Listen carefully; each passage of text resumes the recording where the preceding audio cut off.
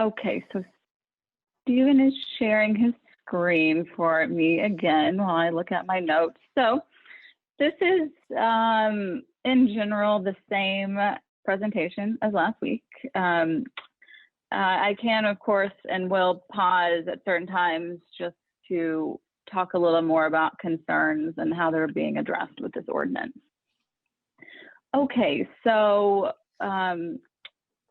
I don't see the screen, I'm sorry. I'm ready for the next slide, framing the question. It is strange to do this at committee of the whole and do it again, but I'm doing it. So, as most people on here know and have been a part of the discussion over the last few months, there has been renewed attention in our community on people experiencing homelessness who are camping in public spaces. Ideally, and as Council has said tonight, every person in our community would have safe and accessible housing. Nobody thinks it's ideal for people to sleep outside, especially during the winter. However, the reality is that some people temporarily lack housing and may be unable to go to emergency shelters. The purpose of this ordinance is to answer the question, when a person experiencing homelessness is unable to go to a shelter, where are they legally allowed to sleep? Next slide. This ordinance was modeled after an ordinance in Indianapolis. That ordinance was passed in 2016 with bipartisan support. So it has been in effect for 5 years up in Indianapolis. It's worth pointing out that that ordinance allowed people to sleep outside in public spaces, and that passed 23-2 with all Democrats and 10 Republicans supporting it. Next slide. As we talked about over the last 30 minutes, this is an incredibly complex issue. That's why 3 council members co-sponsored it. And because we're no experts in this field, we also developed the ordinance while in direct consultation with people with lived experiences, so people experiencing homelessness or people who have experienced homelessness, the Bloomington Homeless Coalition, the sponsor of the Indianapolis ordinance, city and council staff, area homelessness service providers, and that includes members of the Region 10 Continuum of Care Board, also known as the South Central Housing Network. That board is in support of this ordinance, and they submitted a letter that we added to the packet. So we believe that people with lived experiences and the professionals working in homelessness are best suited to inform the issues covered by Ordinance 2106. Next slide. Okay, so what does this ordinance do?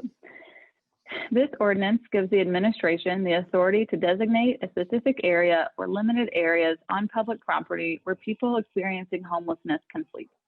A designated area must be 3 things. It must be within 1 mile of organizations that provide free meals at least 5 days a week. It must allow adequate space for unsheltered people, and it must include access to restrooms. As you can see, the designated space does not have to be in a public park. It can be on any public property the city chooses. It's so fucked up. It's so beyond. I mean, they are using Jim as a lever. I'm getting dogpiled by people chatting, somebody needs sending to chat to me telling me I'm a racist for excluding Jim. Jim would have been. Okay, sorry about that. So I just want to make it clear that while this ordinance gives the option for people to sleep in public parks, if the administration chooses a designated area, then people are only allowed to sleep in that area. So if we all work together and found a space for folks to sleep outside, no one would sleep in public parks. I know that has been an area of major concern for people. We've got emails about that. So I just wanted to make that clear. I also want to make it clear that people are going to sleep somewhere. And if we don't want people sleeping in parks, we should designate an area. Of course, like I said at the beginning of this, what we really want is nobody sleeping outside, but that is the ideal world. And we are living in reality where people will sleep outside, whether this ordinance passes or not. Next slide. So once a space is designated or if people are sleeping in parks, what happens next? This ordinance sets procedures the city must follow if it displaces unhoused people from a public park or from a designated area. So the city must provide 15 days written notice before clearing a camp. It must provide that notice to people living in the camp, to the city council, and to the Region 10 Continuum of Care Board. And then the city must work with the Continuum of Care Board to try to find places for people living in the camp to move to. So that would be in the ordinance right now, that is transitional housing or permanent housing.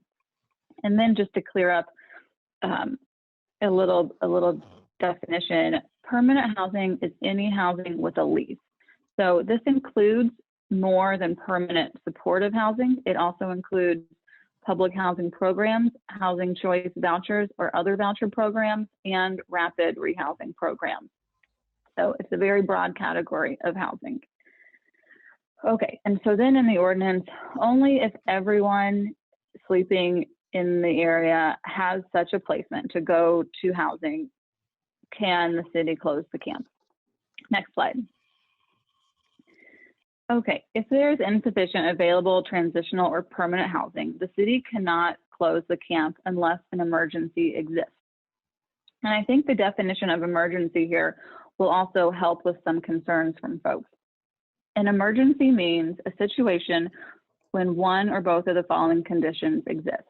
First, the first condition is a camp being used by homeless persons has accumulated food waste, human waste, or other litter to a degree that the Monroe County Public Health Department or other public health authority determines that the camp presents a public health hazard to the residents of the camp or the public that cannot be adequately redressed by less disruptive cleanup measures.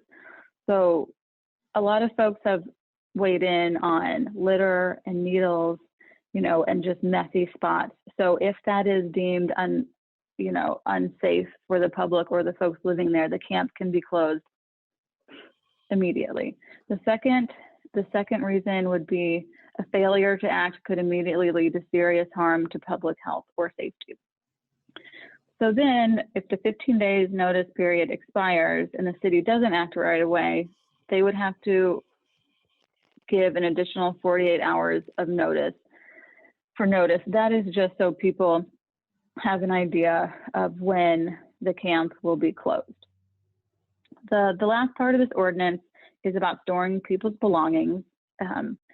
So if the city closes a camp, then they must store belongings within reason for 60 days of people who were in the camp and notify owners for retrieval. The city would also work with the Continuum of Care Board to connect people with their personal property. That was something that was really important to people experiencing homelessness, that they lost a lot of their things when the Seminary Park was closed. And so it's very hard to get things back, like medication and social security cards. And so folks were really pleased to see that in the ordinance. Next slide. So this is a map and it's zoomed out, showing the area where the city could designate a spot. I'll just go to the next slide so you can see it zoomed in a little bit. You can see that it would be a mile around Wheeler Mission, Shalom, and Community Kitchen. That area would extend north to Vernal Pike, west to I-69, and down to Country Club Road. Next slide. One question we've been asked and a concern is, won't this bring more people to Bloomington? And to answer this question, it's nice to look at the Indianapolis point in time counts, because they have had an ordinance like this in effect since February of 2016, so 5 years. And this is just a map that shows their point in time count. I went into what that is last time, but it is a day in January where you train volunteers and do surveys around the city to get as accurately as you can a number of people experiencing homelessness. So you can see from the Indy map that in Indianapolis numbers that they have not been increasing since this ordinance was passed. I also would like to point out at this time, a lot of folks say, you know, this ordinance does not solve homelessness, and I would say 100% correct. This ordinance is not about solving homelessness. There are folks in the community that are working on long-term solutions, so support for, you know, people suffering from mental health issues or addiction issues, and looking at housing for folks. This ordinance is short term, so really looking at legalizing somebody sleeping outside at night in our city. Next slide. So in 2015, President Obama's Department of Justice filed a brief arguing that making it a crime for people who are homeless to sleep in public places when there is insufficient shelter space in a city unconstitutionally punishes them for being homeless. So the statement was filed in a federal court in Idaho for Bell v. City of Idaho. It was brought by a person experiencing homelessness, convicted under a Boise ordinance that criminalized sleeping or camping in parks. So this is the statement. It should be uncontroversial that punishing conduct that is a universal and unavoidable consequence of being human violates the Eighth Amendment.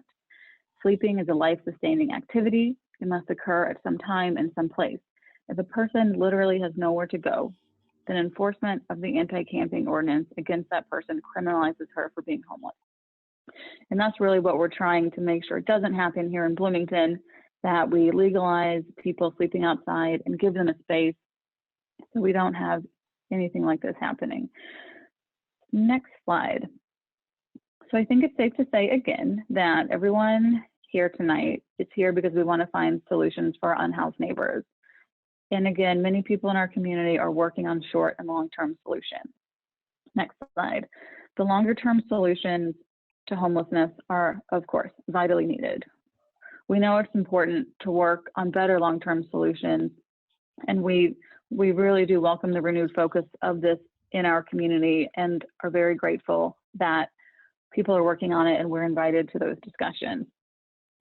Specifically, there is a housing and security group headed by the Community Foundation of Bloomington and Monroe County and the United Way of Monroe County, and they are leading efforts to make homelessness rare, brief, and non-repeating. We met with this group, and they told us that they have not, though, been tasked with the questions that we are trying to answer here in this ordinance, and that the group leaders do not think the group is well suited to address them. Next slide. So in terms of short-term solutions, we all know people experiencing homelessness are among the most vulnerable members of our community, and we need a whole community approach to address all aspects of homelessness, including the tragic situation where someone has no bed in which to sleep for the night. There has to be somewhere where people have a right to sleep if they're unhoused and unable to go to a shelter. This ordinance ensures that there is some place. We're giving flexibility to the executive branch to implement it. So really, I think part of this has gotten, I don't know, a little lost, but the main point of this ordinance is really very focused, and that is just giving people a place to sleep at night if they have nowhere else to go. The next slide is that we have, of course, gotten a lot of feedback. The last meeting was very useful, and we've been talking to folks since then. It was just 1 week ago, so still in a hustle mode, but we've heard from lots of people who support this, and we've heard from some people who oppose it. And most people who oppose it say they are up for finding solutions, and that there should be a legal space available for unhoused people with nowhere to sleep. But they have some concerns. So these are we wrote 2 amendments about to try to address those concerns. The first one is, let me see, I didn't take notes on this. So the first one expands the type of housing and shelter that has to be available in order to close a camp. So a camp could be closed if there are enough hotel rooms or emergency shelter beds for people. And then Amendment 2 adds a provision because some people were concerned that there would not be a place the city could designate within a 1 mile radius of the 3 organizations serving at least 5 meals a week. So we changed that part to say a space could be designated by the city to be within a 1/4 mile of a bus stop. So that is the end of the presentation.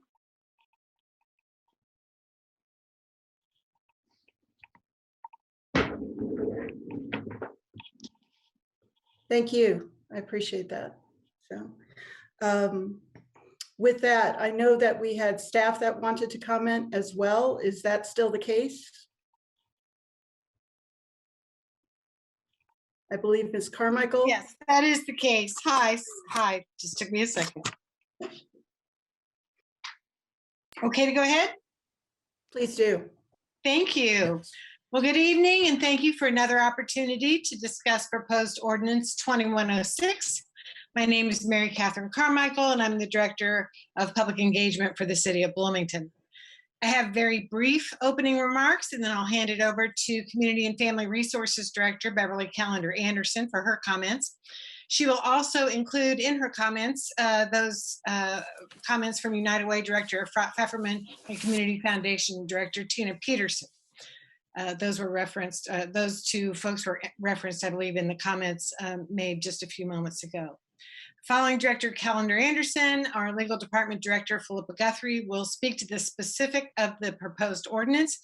I would, excuse me, I would say that these remarks are not a repeat of our comments on the ordinance last week. So we've tried to address some of those comments that we heard in our meeting last week. I think we can all agree that our discussion of this proposed ordinance last week was passionate. Clearly, Bloomington cares deeply about those among us who are experiencing not only a lack of housing, but all those issues that can lead and contribute to an inability to live a happy, healthy life. Each of us shares the hope and desire that being unhoused is a temporary situation for each person experiencing it. To bring that hope and desire into reality, we partner with and support a myriad of direct service providers to help residents improve their qualities of life. Director Callender Anderson will speak to this topic in much more detail in her remarks this evening. One of the criticisms we received from some participating in last week's meeting was that the City of Bloomington is trying to absolve itself from responsibility for providing a location for camping. There are many services and facilities that area residents benefit from and enjoy that are not the purview of the City of Bloomington government. In fact, a separation of responsibilities for the for the response to public needs has evolved over time, and with good reason. This eliminates most duplication of services. A few examples of things that many of us may use or engage in that are not provided by the City of Bloomington government by design are things like running an art center or a theater. Many of the sports programs we enjoy, for example, youth hockey, youth baseball, youth sailing. Social services such as mental health and addiction services, food banks, childcare facilities, early childhood education, public housing, jails, courts, public education, poor relief, public health, public libraries, public transportation. These are not under the purview of the City of Bloomington government. The organizations that have evolved over time to provide these services have their own governance structures uniquely suited to support their stated goals. You'll note that we partner with many of the organizations that provide these services because it is in the best interest of the community to have these resources available. City government is well suited to be a supporting partner, but does not have the specialized knowledge, skills, and resources necessary to realize the goals of the organizations that provide the specific services. We continue to believe that a community solution for those experiencing homelessness requires extensive discussion from funders, social service providers, businesses, and residents, not just in Bloomington, but in Monroe County and beyond. Of course, we will continue to participate in those discussions. As we discussed proposed ordinance 2106 this evening, let's all keep in mind that the two questions to be addressed this evening are: number one, is this ordinance the right tool to accomplish what are the shared goals of the council and the administration? And number two, is this ordinance good public policy? Thank you. And now I'd like to introduce Beverly Callender Anderson, Director of Community and Family Resources. Thank you. Thank you, Mary Catherine. Good evening. I'm Beverly Callender Anderson, Director of the Community and Family Resources Department. One of the core values of the city administration is the belief that we as a community are stronger together than we are individually. This belief leads to a number of collaborative initiatives in the city. Most recently, Helping Bloomington Monroe, an online social services database listing over 1,800 free and reduced cost programs serving area residents. This resource was able to be built because of a partnership between the city and Bloomington Health Foundation, which included input from the Health Department, United Way, IU Health, and Centerstone. Not one of these organizations had the expertise, funding, or capacity to bring this resource to the community alone. But together, we were able to provide this useful tool for members of the community. I raise this example as an illustration of how we approach our work around shelter and housing insecurity. We stated last week that the city does not solely bear responsibility for solving this issue, nor does all the expertise lie with one entity. We rely on community partners such as Beacon, Wheeler, New Hope, Middleway House, Centerstone, and others who have education, training, facilities, and networks.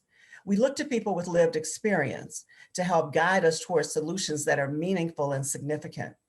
And of course, we need funding, which is where folks like Community Foundation, United Way, the city grant funding, and sometimes area businesses become essential. When we spoke last week about this issue not being an issue solely for the city to resolve, this is what we were talking about: bringing together all the resources at our disposal to come up with solutions that work for the entire community. I also spoke last week about the financial resources the city had previously committed to agencies to support programs such as the Winter Shelter for Women at Wheeler, Beacon's Warming Center, New Hope Residential Services, housing high-risk COVID clients, bridge funding for New Hope. Of course, you know, we've talked about the Jack Hopkins Social Services funding, and we ran 2 cycles of that in the last year and a half or so. The downtown outreach grants that help to fund outreach staff and other necessities for the community's most vulnerable residents through social service agencies, and the housing insecurity working group that we've talked about. We are helping to fund an administrative program management position for that group.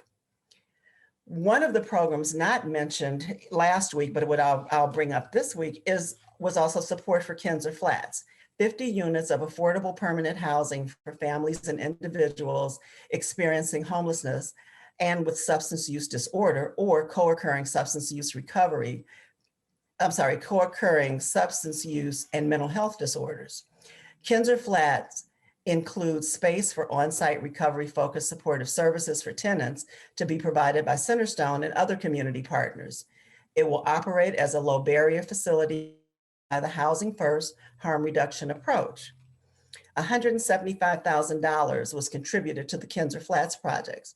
And additionally, tonight, City Council members approved CDBG funding, which included allocations of $320,851 for agencies serving unhoused individuals and families, bringing the total of our 2020-2021 commitments to date to $1,325,012.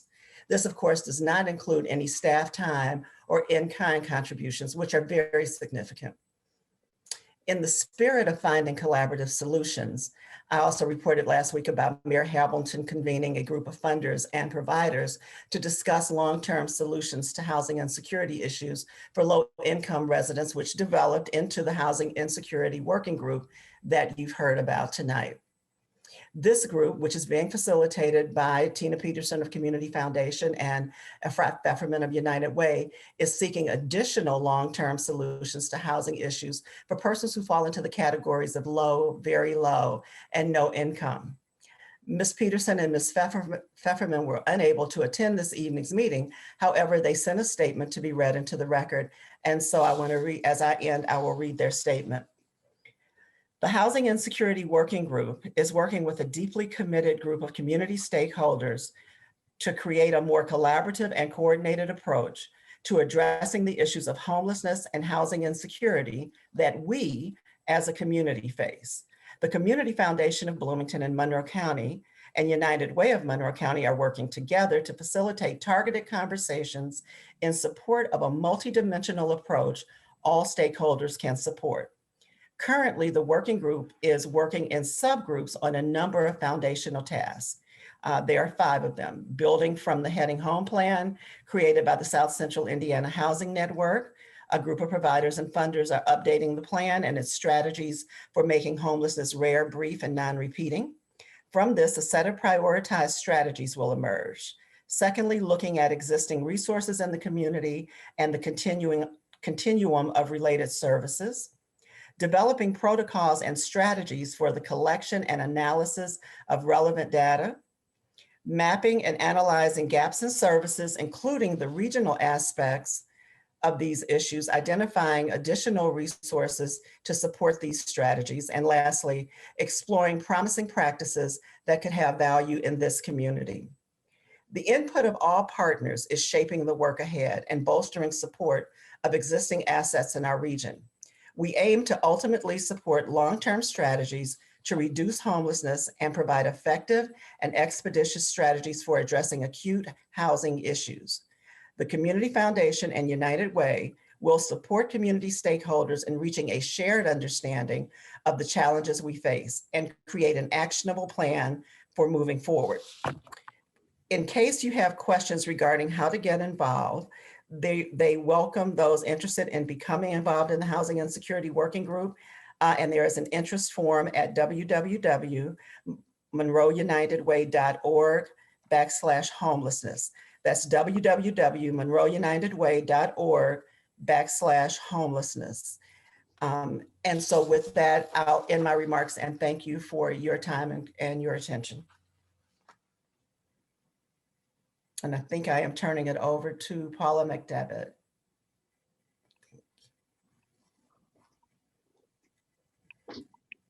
We've got Philippa Guthrie coming up next, Bev. So Philippa, if you're ready to go. Sorry.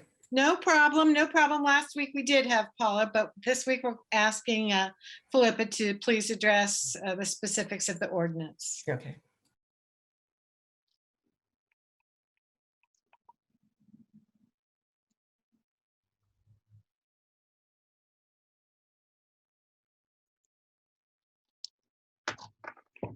Sorry, I'm muted and then it muted again.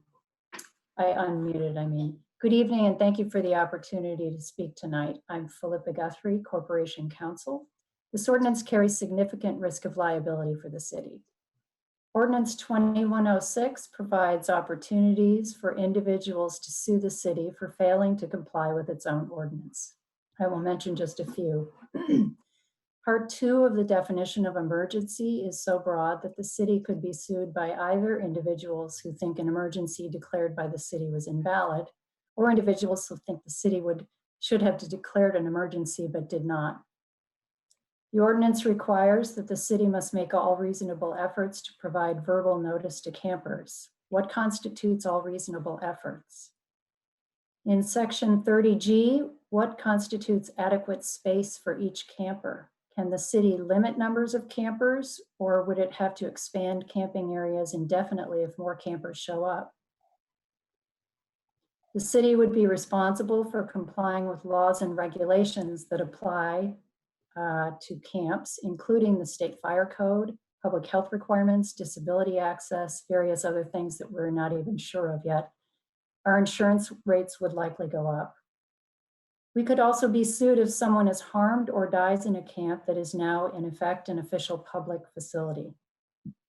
Of course, people can sue us no matter what we do, but we are in a worse position if a plaintiff can point to a vague ordinance like this and say that the city didn't comply with their interpretation of it. Waiting for a court to reach a decision takes time and money. Lest anyone think the risk of lawsuits is idle imaginings, we have already had individuals make unfounded legal conclusions about the city on social media and suggesting that the council adopt this ordinance or we can expect lawsuits. Why would the city's own council want to increase the city's liability risk? There are also practical and policy issues that make this ordinance difficult to comply with and that create unintended consequences. Except for a declared emergency, the city may only close a camp if there's available transitional or permanent housing for all campers. Temporary shelters would not count. These are not broad categories, as Councilor Rosenbarger contends. Actually, they are quite limited in Bloomington. There are limited transitional housing units, and permanent housing units are full most of the time, and both are very difficult and expensive to increase in number. The result is that camps likely could not be closed for the foreseeable future. I realize that an amendment has been proposed that would add temporary shelters, but that doesn't make this ordinance acceptable for the reasons staff are pointing out tonight, including that people will still be camping in our parks. The city implemented storage and cataloging of campers' personal belongings on its own with the Seminary Park action. As you will hear from Parks Director Paula McDevitt, experience indicates that this will involve significant storage space, staff time, and costs, which are not budgeted and are over and above normal parks expenses and tasks. The city may designate limited areas in a park for camping, and the ordinance would only apply there, so long as the areas are within 1 mile of an organization providing meals, each camper has adequate space, and there are restrooms. So if the city is uncomfortable targeting a particular neighborhood park, then camping may happen in all parks. If we do designate one park, but camping pops up in others, can the city require campers to move? I would also like to point out that the ordinance defines a camp as a place in a park or other public space. However, there are effectively no city properties besides parks that would accommodate camps. Who will verify whether campers actually qualify as homeless? Our outreach workers have identified individuals in the past who were camping in our parks but did not fit the definitions of homeless persons. The federal definitions of homeless persons in the ordinance are very broad. They include, for example, unaccompanied youth under the age of 25 and families with children. Do we want these in the mix of campers in a park under this ordinance? We also believe this ordinance is an open invitation to unhoused individuals from outside our community to come to Bloomington to camp. Finally, I'll respond to 2 issues that came up in the last week. First, the Indianapolis ordinance on which 2106 is based has not been working quite as well for that community as has been suggested. It was amended by their city county council just this past week, among other things, to allow the following. Indianapolis may close a camp if sufficient temporary housing or shelter space is available and offered. Camps may be permanently closed if they are in an area with high levels of pedestrian traffic or have required repeated cleanups or interventions by law enforcement. In addition, Indianapolis need only offer to store residents' personal belongings for 60 days. In the end, there are significant differences between our communities, including that in Indianapolis, camping is almost entirely under bridges and overpasses or on undeveloped wooded parcels not in their parks. The second and final issue is the recent case from Boise, Idaho, that people are citing as a legal reason to pass this ordinance. It is not. The final case in a string of cases that were brought against the city of Boise, one of which Councilor Rosenbarger cited, that was an earlier case that essentially dropped out. The final case was released in the fall of last year, Martin versus the city of Boise. That case held that it was cruel and unusual punishment for Boise to make the act of sleeping on public property a crime if a person had no home or other shelter to go to. The case did not say that it was unconstitutional to enforce a trespassing law, for example, if a person refuses to leave a public space after closing hours, or that a city could not enforce no camping ordinances. Boise had 2 city ordinances about sleeping in public that were enforced by citations, fines, and/or jail time, and the plaintiffs were homeless individuals who had been convicted and penalized under them.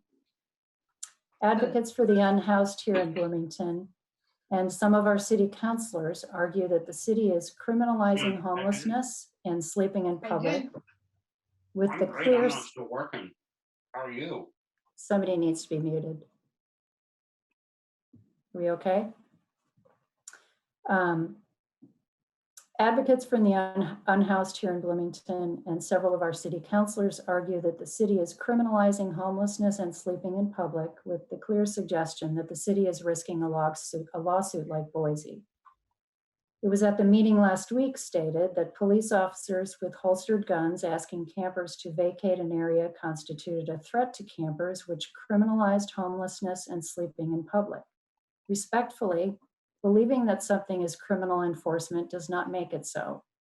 I'd like to correct some misunderstandings about this case. This is not a US Supreme Court case. It is a Ninth Circuit case that does not apply to Indiana or Bloomington since we are in the Seventh Circuit. We are not bound by it. Bloomington does not have criminal ordinances with criminal penalties related to camping in public places. In the Martin case, the Eighth Amendment was not implicated by the use of police officers to enforce their code, but instead because the city was prosecuting and imposing criminal penalties. We do not and have not prosecuted individuals for being homeless or for sleeping in public in our community. Courts in other jurisdictions across the country have held that camping bans are not a violation of the Eighth Amendment. Opinions are split on this issue. The court clarified in the end that its holding was a narrow one and that it did not hold that a city must provide sufficient shelter for the homeless or allow anyone who wants to sleep on the streets to do so at any time or any place. It ruled only that so long as there is a greater number of homeless individuals than the number of available beds, the jurisdiction cannot criminally prosecute homeless individuals whose sleeping in public is involuntary. In closing, this ordinance is not sufficiently thought through with input from essential parties to the discussion. If this is an attempt to shift the city's services or priorities, it is the wrong way to go about it. This ordinance will not improve our community's ability to address homelessness or to come up with longer lasting solutions, and has the potential to distract and make things worse. Indeed, it isn't clear at all to me or anyone else that an ordinance of any kind is required or is the answer to resolving homelessness. We urge the council to vote this ordinance down and let us all work together, not at cross purposes, on solutions that will have a positive and lasting impact. Thank you.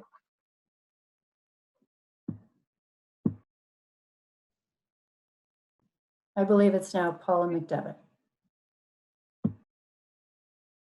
Ms. Carmichael, is that correct? We'll go to Ms. McDevitt right now. No, I think if anybody has questions for Paula McDevitt, she'll be available to answer them. But I think we're going to wrap up our presentation at this time and introduce or take questions. Okay, thank you very much. With that, I just a comment to those waiting for the opportunity to do public comment. Thank you for your patience. Thank you for your patience. This is a demanding process. So with that, let's come back to council and council questions.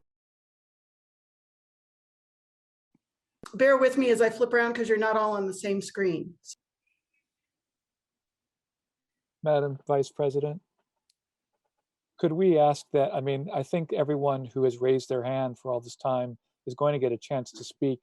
Could we have their hands lowered so that we can see the screen, and when it comes time for the public to speak, they'll have a chance to raise their hands? That would actually be helpful. You can always hide the participant bar.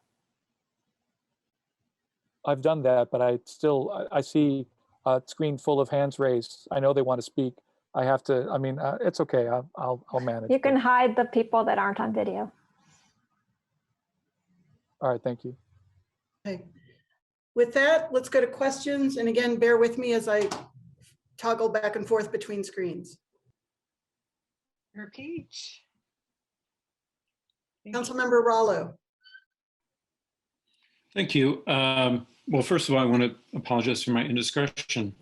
But secondly, I think I'll begin with Councilmember Rosenberger, who talked about engaging various members of the community. How many neighborhood associations did you speak to about this proposal and the effect on those neighborhoods?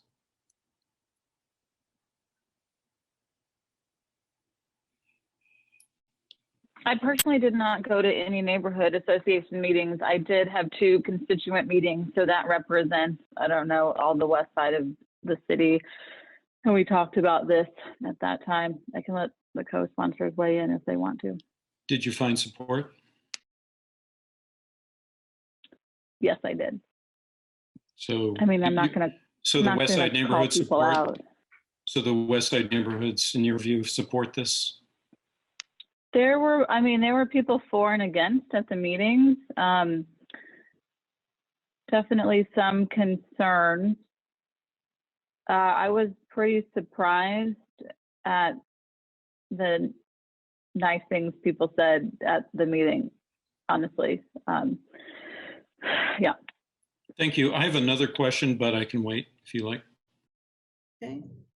Thank you. Additional questions? I wanted to also respond to the question from Councilmember Rallo. Please do. If I may. I also brought this up at my constituent meeting, and there was, there were lots of questions. There were I guess there were opinions on both sides. Thank you. Additional questions? Or at least round 1 questions. Councilmember Smith and then Councilmember Boland. Thank you. I'm wondering if the sponsors, Isabel or Matt,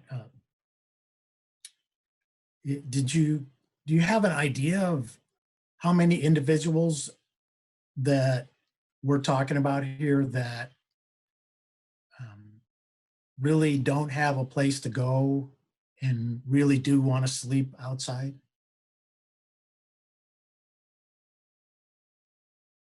I can answer if you'd like. Sure. I would defer to the experts probably with the Continuum of Care Board. I think there's 2 things wrapped up in your question. One is how many people are literally unable to go to shelter at a given time.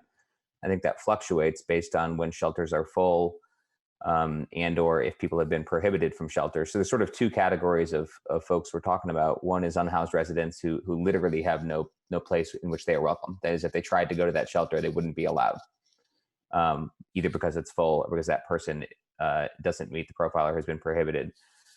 I'll note too that— Did you count? Have you a count? Oh, I'm getting there. Just give me a minute. I'm trying to clarify that there's 2 distinct situations we're talking about here.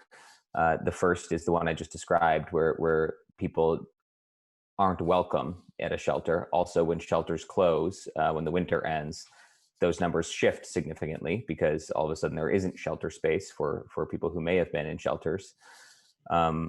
And the second category of folks would be people who are unwilling to go to shelter for various reasons related perhaps to past trauma or issues with a particular shelter. And that's part of the subject of this ordinance, in that we know as a pragmatic reality that there are people who will not go to shelter and we cannot compel them to. So there's kind of 2 groups we're talking about: people who are not allowed or unable to at various times, and people who are unwilling to. And I think that fluctuates a lot throughout the year, honestly. Again, we had counts from street outreach workers from Beacon in the neighborhood of 40 or so in the Seminary Park area in early January, I believe, as well as upwards of maybe 60 or 65 in the whole community at that time. Estimates right now from similar folks and street outreach workers are maybe 20 to 30 sleeping outside. That's in part based on the new low barrier shelter that Beacon opened off the west side of Switchyard Park there. But again, when the winter shelters close in 4 or 5 weeks' time, those numbers will probably increase. So it fluctuates a lot. But I hope that gives a ballpark.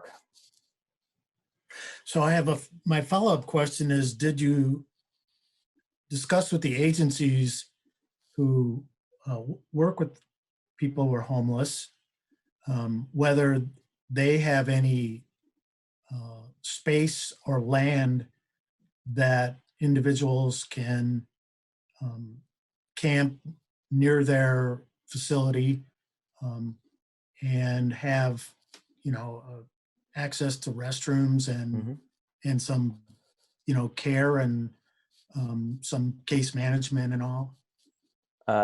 I have not spoken to agencies about that specifically. I'll first note that it's probably a violation of zoning code. I don't know if Ms. Guthrie wants to weigh in on that.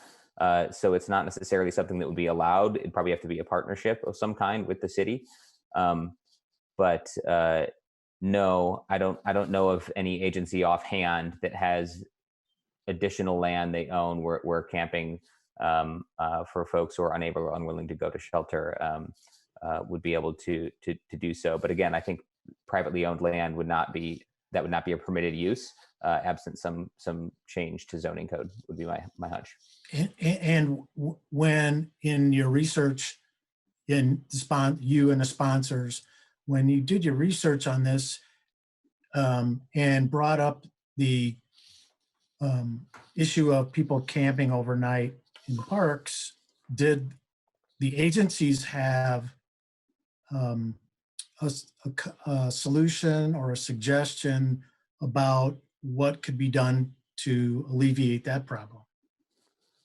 Yes, housing is of course the answer. Sure. Housing people first, and that's why that's built into the ordinance. I think there is concern actually among most experts who work at social service agencies that building ever more shelter space will actually have potentially an adverse effect on the issue, because shelters generally are not solutions to homelessness. They're important when it's unsafe outside for the people who are able to go and willing to go, but housing is the real solution to homelessness. I mean, with appropriate services, we know that. I would just clarify that this ordinance isn't about solving homelessness. It's about not making it illegal anymore for someone who's unable to go to shelter, unwilling to go to shelter, to sleep overnight on public space. Right.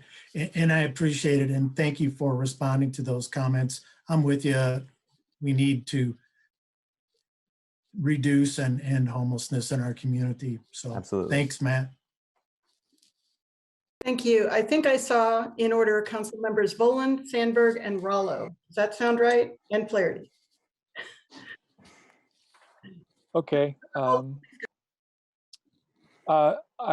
Let's just start by asking, I would like the sponsors to please enumerate the organizations, the social service organizations directly involved with providing services to the unhoused that have signed off on Ordinance 2106. Can somebody name them for us?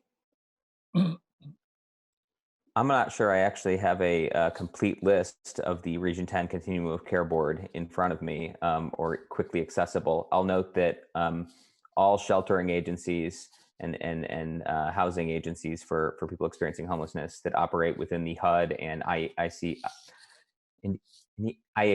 Indiana Housing and Community Development Authority framework are organized under that board for our region. So it comprises all of them. As well as there's sort of two tiers within the Continuum of Care Board. There is the board, there's the Coordinated Entry Committee, which is the sheltering and housing agency folks. And then there's kind of affiliate organizations, which includes various types of advocates like New Leaf, New Life. I think the Bloomington Housing Authority is perhaps a member of that, the United Way of Monroe County. There's a wide variety of sort of related social service providers, IU Health, I believe. They might actually be a sheltering agency.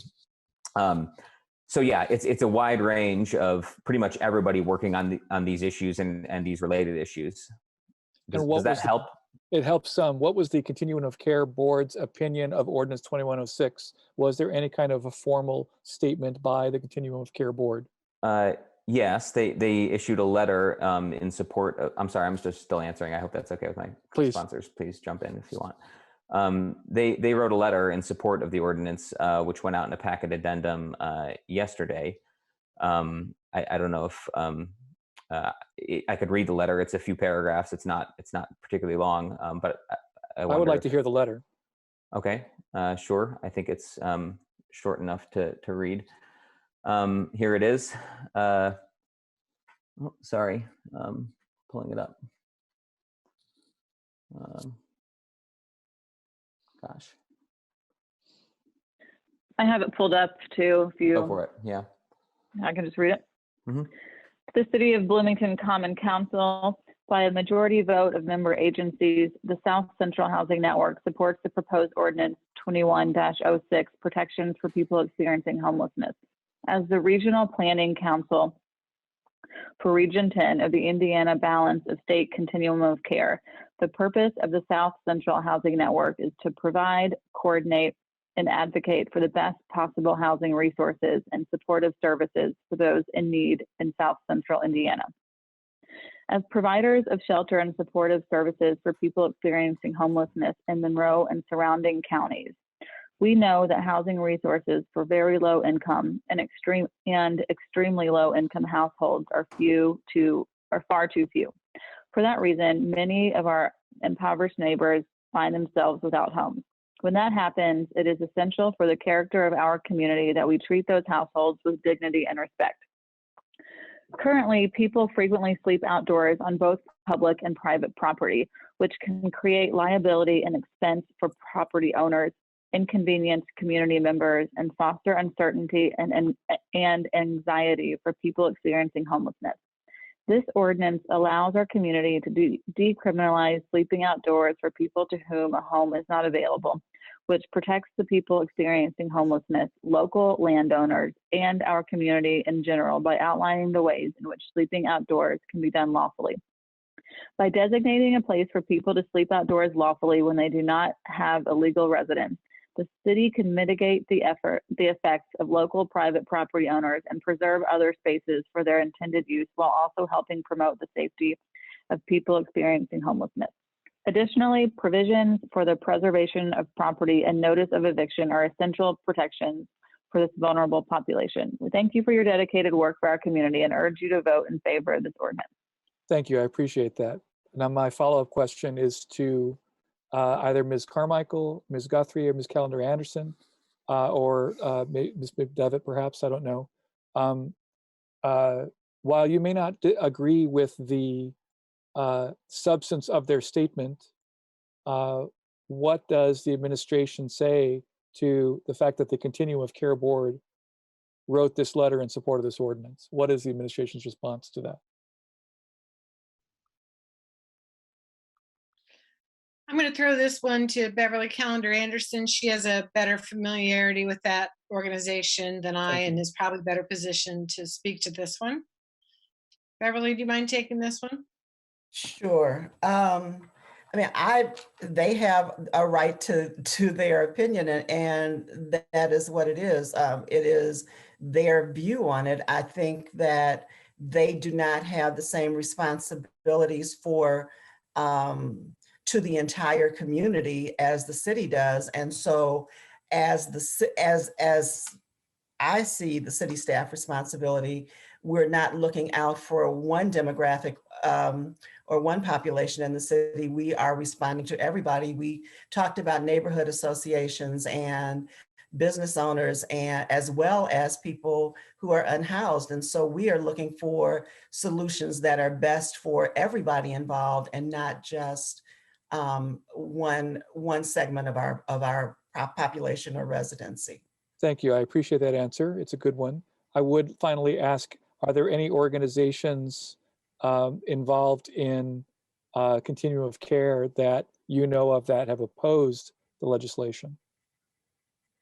I have not spoken with all of the organizations that make up the Continuum of Care Board, and I am not a part of that group. So no, I can't answer the question. Understood. I appreciate that. Thank you. Mm-hmm. That concludes your questions for this round? Yes, it does. Thank you. Councilmember Sandberg, and then Councilmember. Thank you. My initial question before we saw, some of the amendments was for perhaps Adam Wason in Public Works, and he may not even be with us tonight, but would it be about what public properties other than parks would this constitute between, the 1 mile radius between the various helping agencies or now bus stops? But rather than ask that question just yet, I would like to ask Paula McDevitt about the logistics of, because our parks are currently not set up as campgrounds. So I would like to know what it would take to retrofit our parks to be a campground, particularly with retrofitting year-round restrooms and that kind of thing. So if Paula is prepared to speak to that question, I would appreciate it. I'm going to share my screen. We will, Paula, please go ahead and answer Susan Sandberg's question. But Susan, just so you know, if you have a next round of questions, Adam Wason is on the call and would be available to answer your question should you choose to ask it in the next round. Great. Thank you. Right now, I'd like to hear from Paula.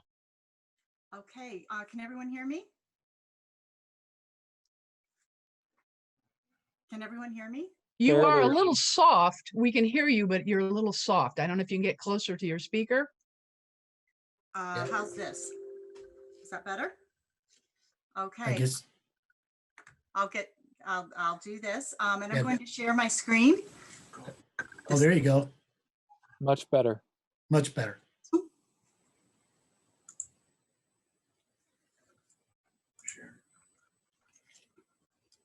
Can everyone see my screen? I can, yes. Okay, very good. Thank you. I had some last minute technical difficulties this evening. So good evening. I'm Paula McDevitt, and I am the Director of the Parks and Recreation Department. And thank you for the opportunity to speak and to answer the council members' question tonight. In the field of parks and recreation, planning for new facilities and trails, parks, and programs begins with a planning tool that outlines goals and objectives, budgets, management, staffing, risk and liabilities, and evaluation. The proposed ordinance directs the city to designate an area. Therefore, it would have to be set up and managed like our parks and facilities, with a site plan, rules, budget, staffing, site logistics, and community partners.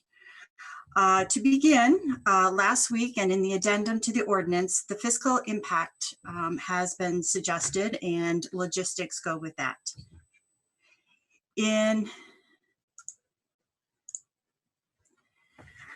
So in studying the fiscal impact and the logistics that would go into setting up a camp, I'm going to illustrate this evening what this would take. Looking at standards of operations, we first apply planning principles, and that includes doing a lot of research from other cities and parks, and then looking at our standards of operations. And then from there, we move into the details of site preparation and site management. The slide deck I'm going to go through briefly tonight is an illustration of what camping in our parks would entail, including the fiscal impact. So first of all, looking at site preparation, in this illustration, taking a 120 by 120 square foot. Paula, if I could just interrupt, I don't know if you can make your slide deck any larger. It's really hard to read. I don't know if you're just gonna go ahead and tell us what's on the decks, but it's a little hard to read. Just a moment, please.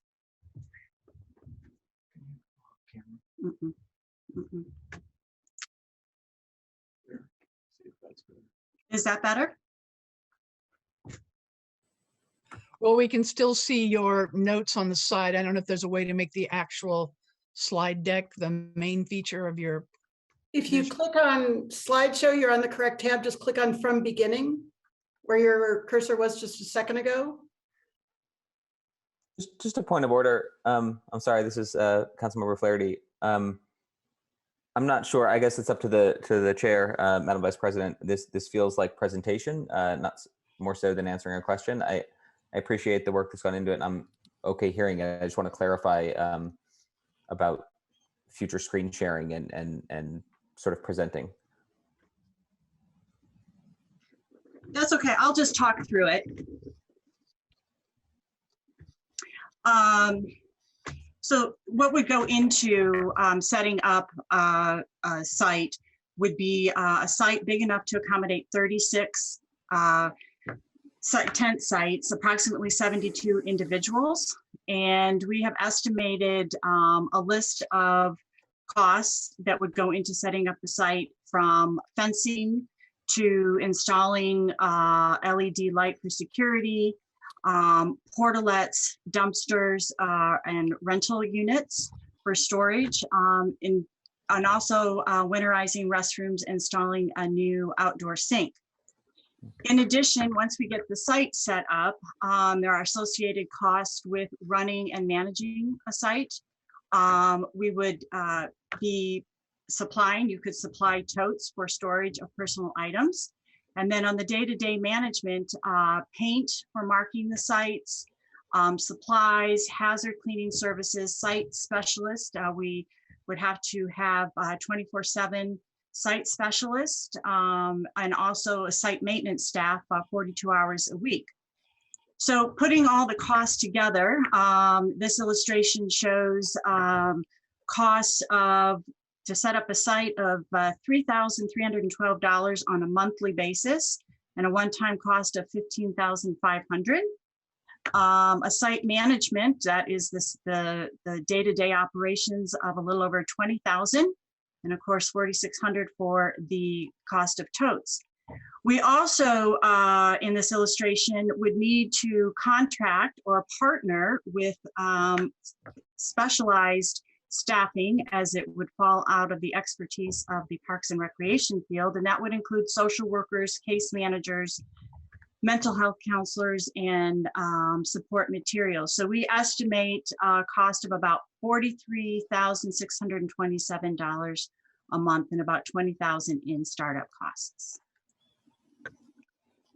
All right, that's a helpful overview. And again, in my second round of questions, I do want to speak with Adam Wason. Thank you.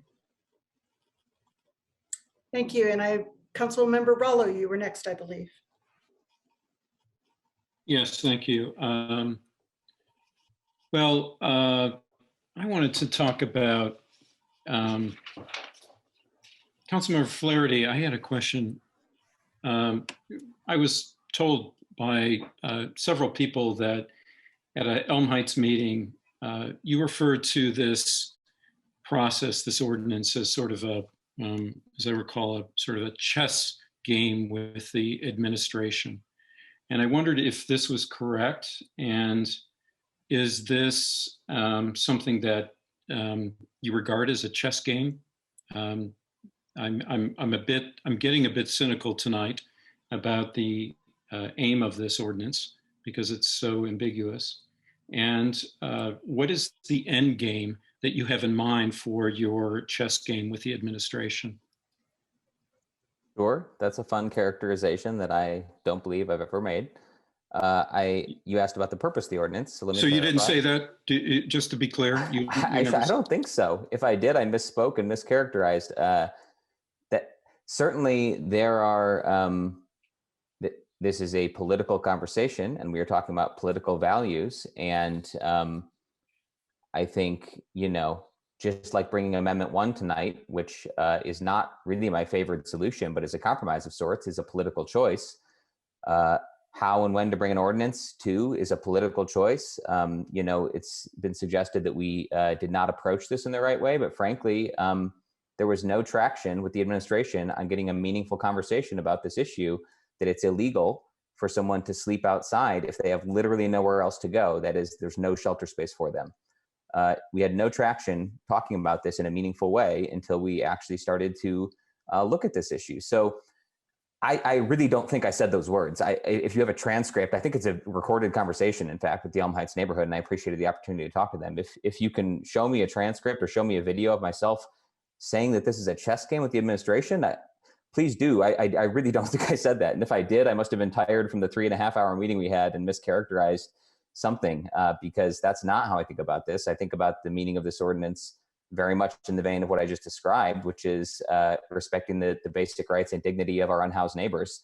And where the administration falls on this and where they don't fall is not, it does not affect my view of what the right solution is here for our community. I guess the implication too for me is that this proceeds, as we've seen, Paula McDevitt just provided some cost estimate, which you didn't provide and you didn't have at the beginning. There are many implications of this that are really not clear. It's a very ambiguous ordinance. We don't know what the impact will be. So I'm worried that this is some sort of salvo in order to work out a conversation in the worst possible means. That is, as a very, very controversial topic. Clearly, we all care about it, and it, again, back to my original statement, it's divisive for the community. So my question is this part of the strategy? Madam Vice President, I object to this entire line of questioning. This is beyond the pale. No, I want to know the aim. This is a personal attack. No, it's not. We're really getting to the gist of it, because Councilmember Rallo is doing exactly what he accuses Councilmember Flaherty of. Do we know the implications of this ordinance? Councilmember Volin, we just heard that we just had a presentation of up to 72 people in Bryant Park.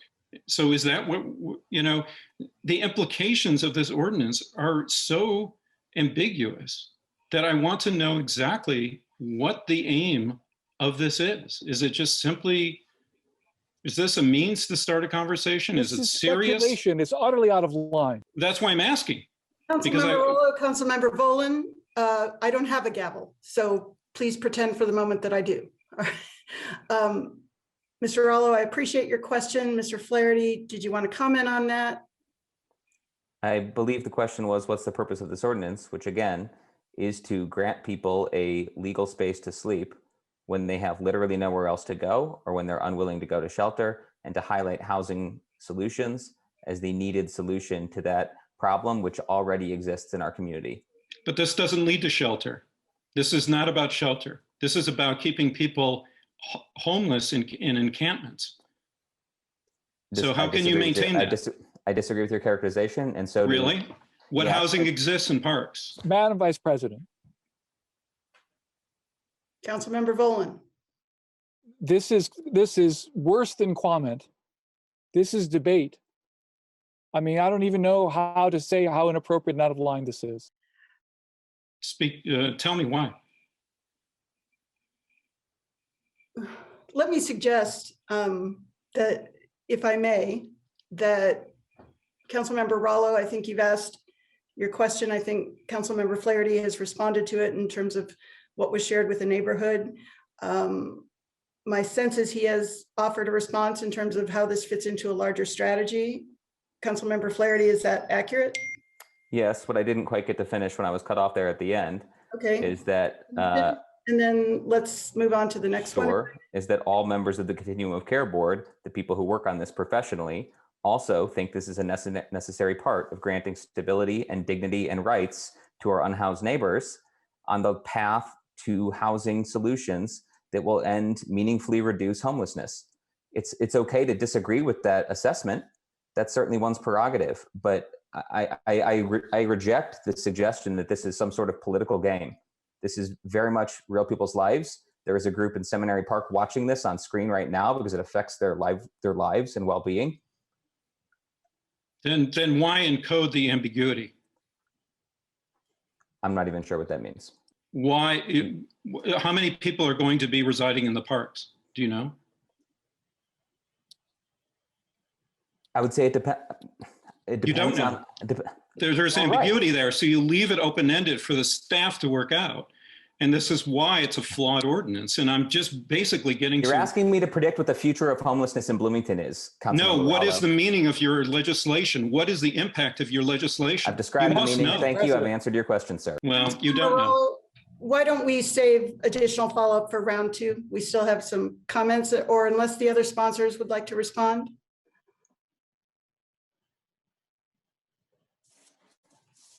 That would be a no. Right.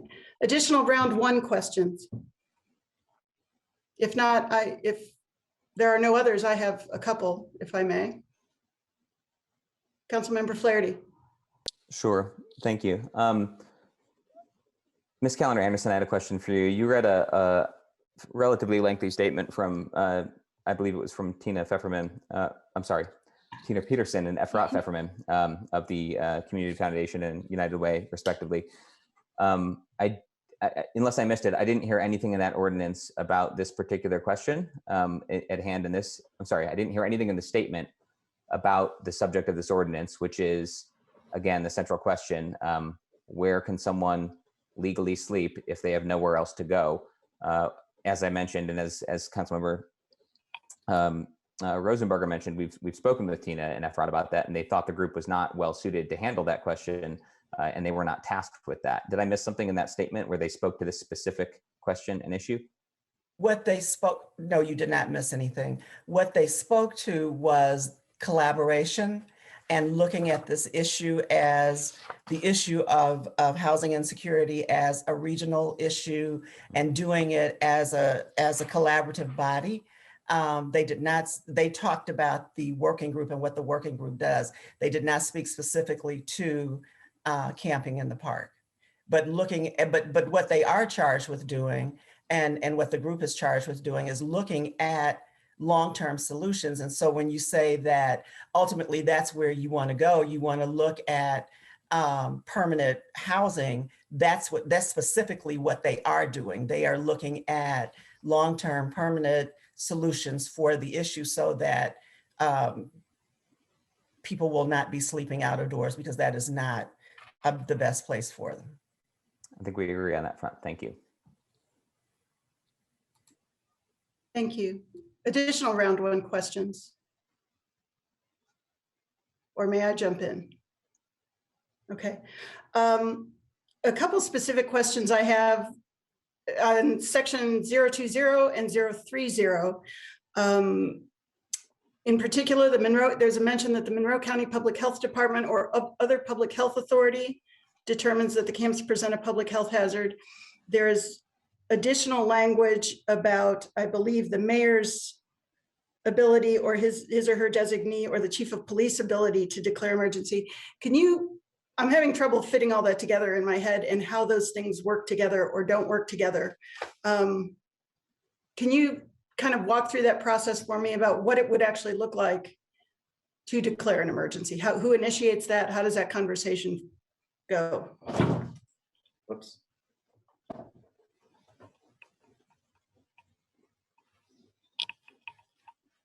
Whoever would like to take it, I can, or if another council member sponsor would like to. Go ahead. Yes, I think the first is acknowledging and recognizing that the county health department has a role to play in identifying public health emergencies. So I think that's why that specific allowance is there, to clarify a situation where the authority and expertise of the county health department would come into play. The second is to give what we think is appropriate latitude to the mayor and his designees, including the chief of police, to identify what constitutes a emergency of some kind that may not be declared by the Monroe County Health Department, and simply clarifies that, I'm trying to pull up the the ordinance in front of me at the same time we're talking here, but clarifies that they also are able to declare an emergency through a written declaration. I think it says made available to the public online and communicated with the Bloomington Common Council and the Region 10 Continuum of Care Board. So it's just kind of specifying the processes by which that must be communicated, though I would say there's some latitude there, just like we heard from Chief Diekoff in recent weeks about, or maybe just over time, I've heard this from him, and maybe it's in an article I read recently about every situation being unique, the need for flexibility in implementing things. I would say this is one of those things where we're deferring to experts of various kinds to be able to declare emergencies, and just making sure there's a process in place to know how those are communicated and to clarify that. Thank you. That's helpful. My second question, if I may, in the section that talks about notice to those in parks, 15 days notice and then 48 hours notice if the encampment isn't cleared. How did the sponsors arrive at the number 15?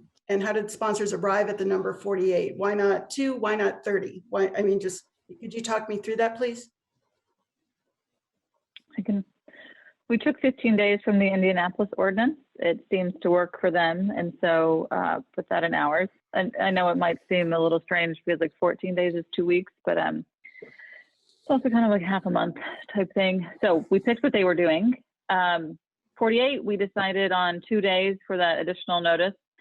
I know we have talked with you about maybe you thinking that's too long, or maybe the 48 isn't what you would want to see there. And so definitely are on board with making changes to those notice periods via an amendment if you want to do that. Thank you. Other Councilmember Piedmont. Yes, I had a question for the administration, and thank you all for being here with us late tonight. What will the city do when the winter shelters close and there will be more people sleeping outside in the city of Bloomington? I can take a stab at this, and then I would invite the other folks from the city who are on the call to also comment on this. I guess I would say, that's really not our choice to make.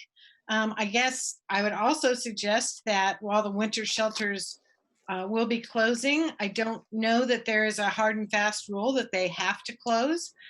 Perhaps there is a proven need at this point for additional shelter space that should continue on past their traditional winter months. But again, that's something that I think should be a discussion throughout the community with the providers and other appropriate people who are involved in this kind of work. So I'll hand off to anybody else from the administration that wants to speak to this.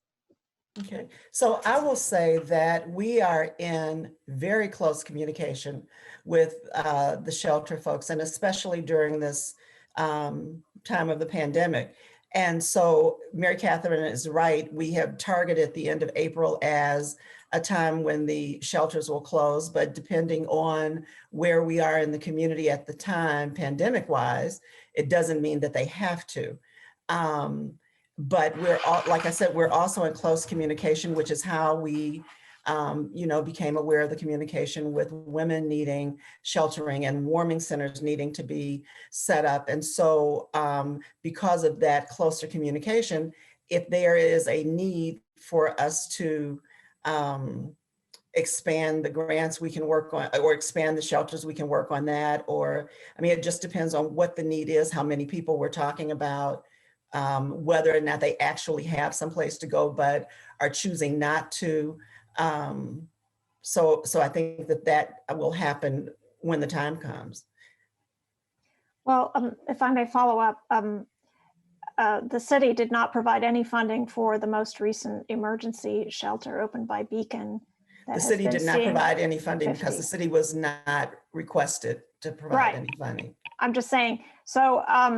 But we did provide funding for the winter shelter. We do provide funding for Beacon, and we are the fiscal agent for the isolation shelter. So we do support Beacon heavily. I was getting to my question related to that. So when that emergency Beacon shelter closes, that would be new money that the city would have to give in order to keep it open. So I'm just wondering, has a cost benefit analysis been done as far as, keeping current shelters open versus allowing a certain amount of public space for overnight, for people to legally be sleeping in the city? Isabel, I appreciate that question. I think it makes the assumption that the city is the only funding mechanism available to keep that shelter open. Should that happen, we would not be the only funding mechanism available to do that. As you pointed out, we were not asked to fund the shelter this winter. We wouldn't have ruled that out, certainly, but again, we don't just throw money at things that we aren't asked to participate in. So I think that this is another opportunity for a community conversation, and that we don't really know at this moment how that would be stood up, but certainly we'd want a seat at the table to be a part of that. And I will say that much of what we have done before, and the women's shelter being one, have been partnerships. And so we have partnered with the county and the trustees. And so, yeah, we'll be looking at community partners if it becomes necessary, but we'll need to know if it's necessary. So a final follow-up question along these lines. So in warmer weather, obviously, I mean, some people will just choose to sleep outside, and I wonder if the city has an internal policy or something about allowing that, or is it the intention to clear any further encampments? I can't saw Mary predict Catherine the unmute, future, yeah. Isabel, but I can tell you that individuals still have free will. And if individuals choose to sleep outside, you know, people get to make their own choices. But will the city continue to clear those campsites? If they are in violation of parks rules, yes, we will continue to enforce the no trespass rule after 11 p.m., between 11 p.m. and 5 a.m., yes. Okay. I have another question, but I'll wait. Okay. That's almost everybody for round one questions. Were there any more round one questions? Councilmember Rosenberger, not to put you on the spot, but I don't have a check mark by your name for this. Oh, I like your system. I could ask a question. It's about the camping, for Ms. McDevitt, about the camping PowerPoint. I'm confused by the additional, I think it was some like, I'm sorry, I didn't write it down, but the folks needed, so like a resource person or a social worker or 3. I'm just wondering if that is in anticipation of numbers increasing, or like why, if people are sleeping in a different place, the city is planning on money to be spent for social workers. I mean, the number of homeless people would remain the same, just people would be sleeping outside. So I'm not sure where those numbers are coming from. Does that make sense? Thank you, Kate. I know Paula is going to want to address this question, but I would say that if it is a city-owned property, that we are de facto responsible for what happens on that property. And so I think that it would be responsible and expected, in fact, especially for the people not only encamped there, but also the surrounding people, to make sure that there are appropriate services available to the folks who are staying there. So, but I would love for Paula to comment on this as well, please. Thank you. Thank you for the question. Experience, we ran a program in partnership with the Monroe County Health Department and IU Health Bloomington and Centerstone called Public Health in Parks this fall.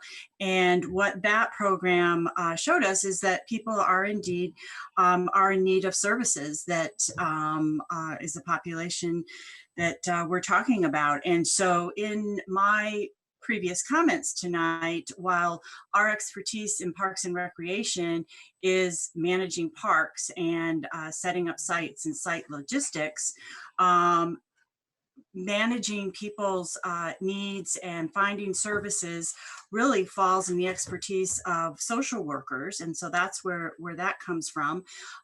In addition, the ordinance outlines that the city would be responsible for locating temporary, permanent housing. And again, that is more appropriately managed by a case manager, people that have that experience.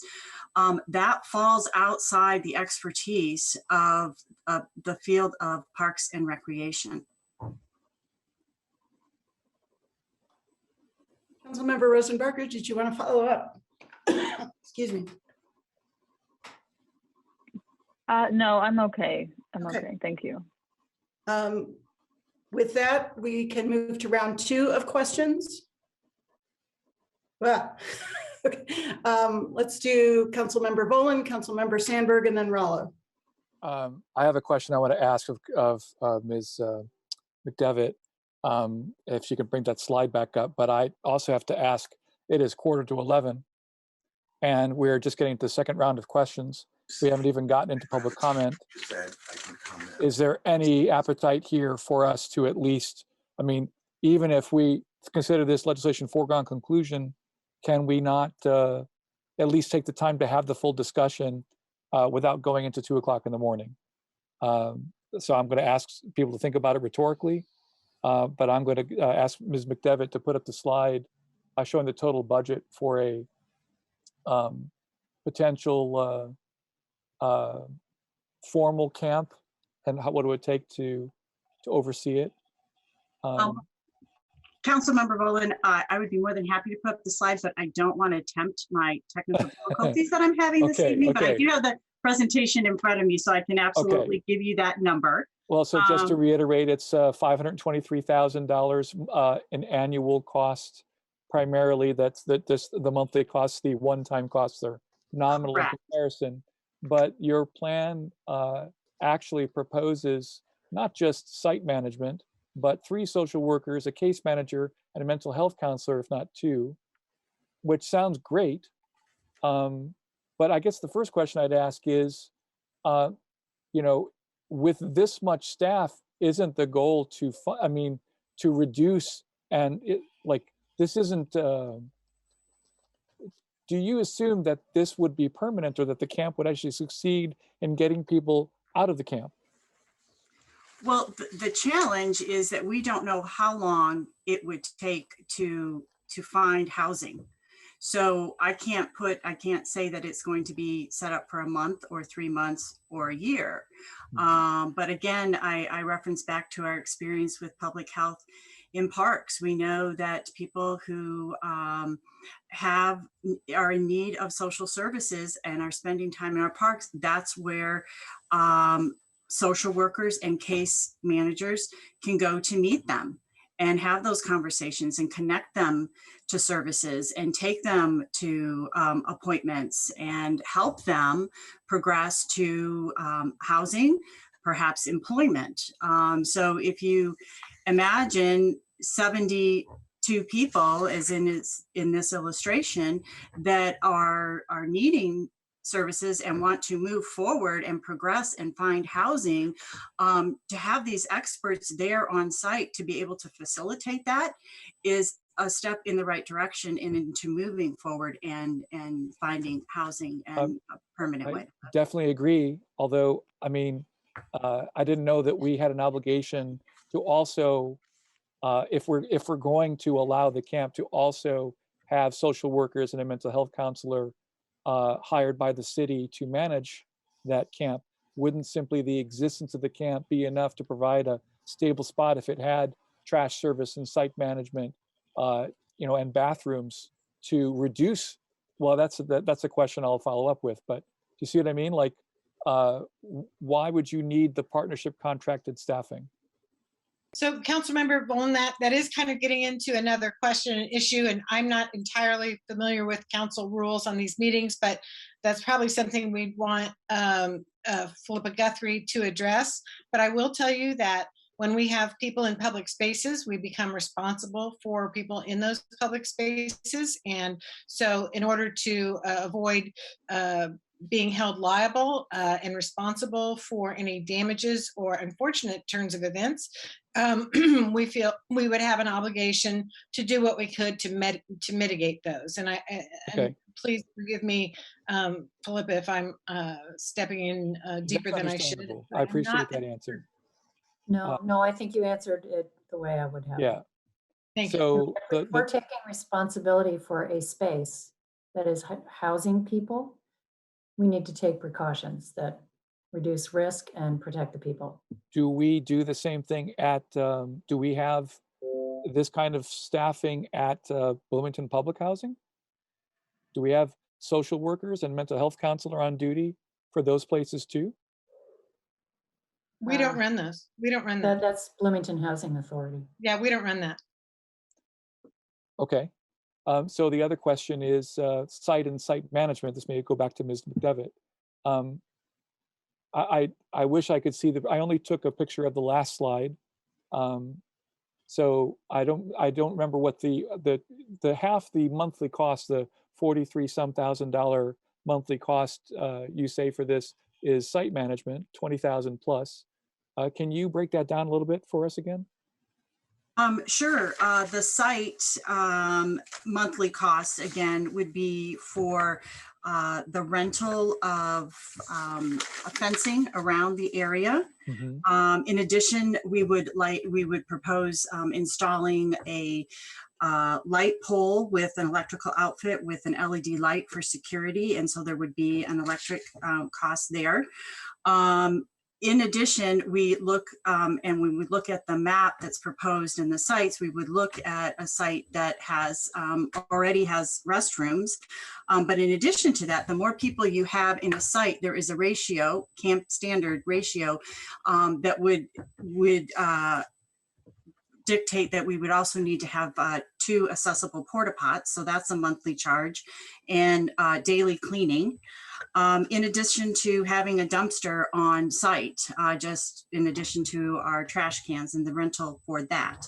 So the site costs would be $3,300 approximately.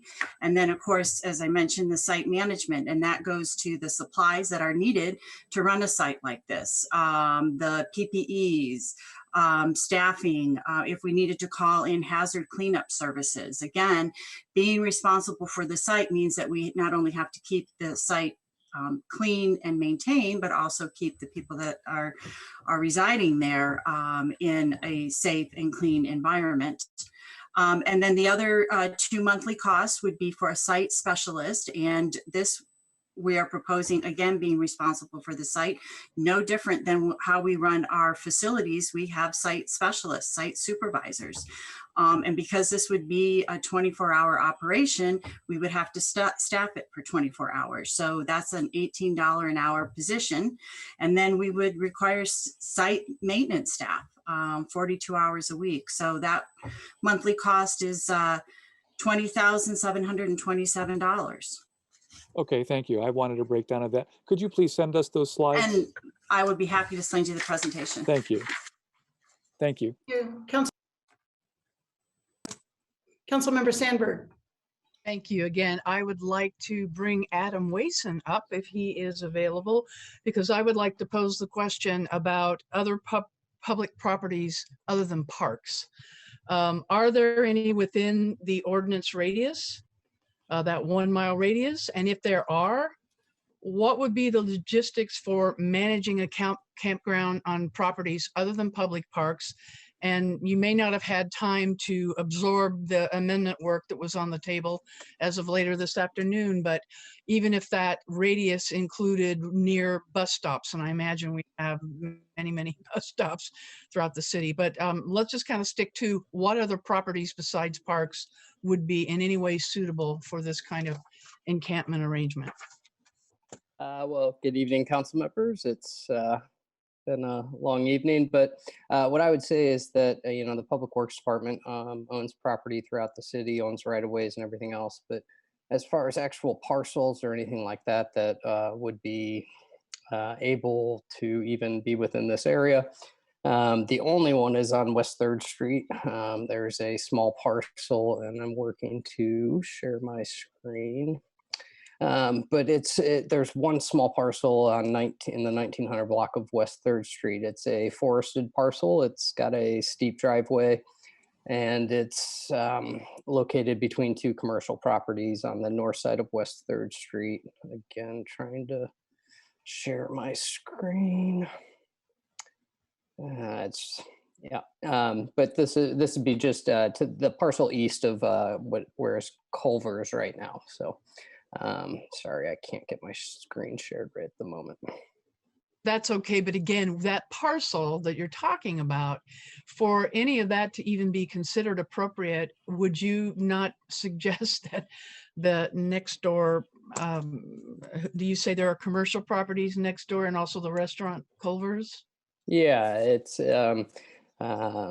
exactly, yes. It's I mean, due east of the Culver's property. It's a forested property that is hilly and leads back behind the VFW and towards the Indiana Railroad corridor. But again, that is not a parks property. That's just a city-owned parcel. And my question goes back to the feasibility of a parcel like that being retrofitted. I don't know how that could occur. So you've not done any calculations or thought about what that would take to make that in any way at all possible? It's well over 80% wooded with trees and forestation. Right. So we're back to parks as being anything that would be, remotely appropriate. What would Public Works responsibility be with that? I mean, have you done any calculations of additional work for your staff with respect to encampments? Yeah. Well, what I can do is speak from experience and say that, for for well over 30 to 45, maybe up to 60 days, I was personally in the parks clearing trash with staff at Public Works. We've been in Seminary Park every day for multiple years, clearing with park staff and, getting the trash bins and everything else. And, over the last several months of what we've been dealing with, what's been going on there, we've put a lot of extra resources, and an exact dollar amount, no, I don't have that. What I can say is that whereas we normally have one person get the park in the morning and hit each of the trash cans, it turned into where we were going 2, 3, 4 times a day and, assisting and removing trash as best we could. And so it's an exact cost, no, but I can assure you that it's a steep one. Thank you. And again, my asking the question about some alternate space has nothing to do with wanting to move it out of sight and into a forested area. It's just coming back to the reality that really the only spot available to do this would be public parks. And that puts it back on Paula and her staff and the cost that she has calculated for how to make that even, remotely safe for both the campers and the people using the parks. Thank you. That's all. Thank you. Additional round 2 questions. I saw Councilmember Smith first, and then Rollo, and then Volan. Did I see your hand? Okay. Oh, and Isabel. Isabel, I neglected you earlier. You will go right after Ron, if that's okay with you. I'll ask, since Isabel's name was mentioned. Isabel, sorry, Ms. Piedmont Smith, did you, when you're talking with the providers, did you ever discuss with them if they would manage such a site if we could find one? I have to say that I was not in the communications in most of the meetings with the providers because we were trying to avoid a quorum of the housing committee. So council members Flaherty and Rosenbarger would be better positioned to answer. Okay. Mr. Flaherty or Ms. Rosenbarger, did either of you have any discussions with the providers whether they would be willing to manage the site? No, I think this portion G, so earlier, I want to correct something briefly. Ms. McDevitt said, that the ordinance directs the city to designate an area where people would be allowed to sleep, which I'll note is not quite accurate. It provides for that as a possibility. The origins of the ordinance actually don't have to do with designating a space.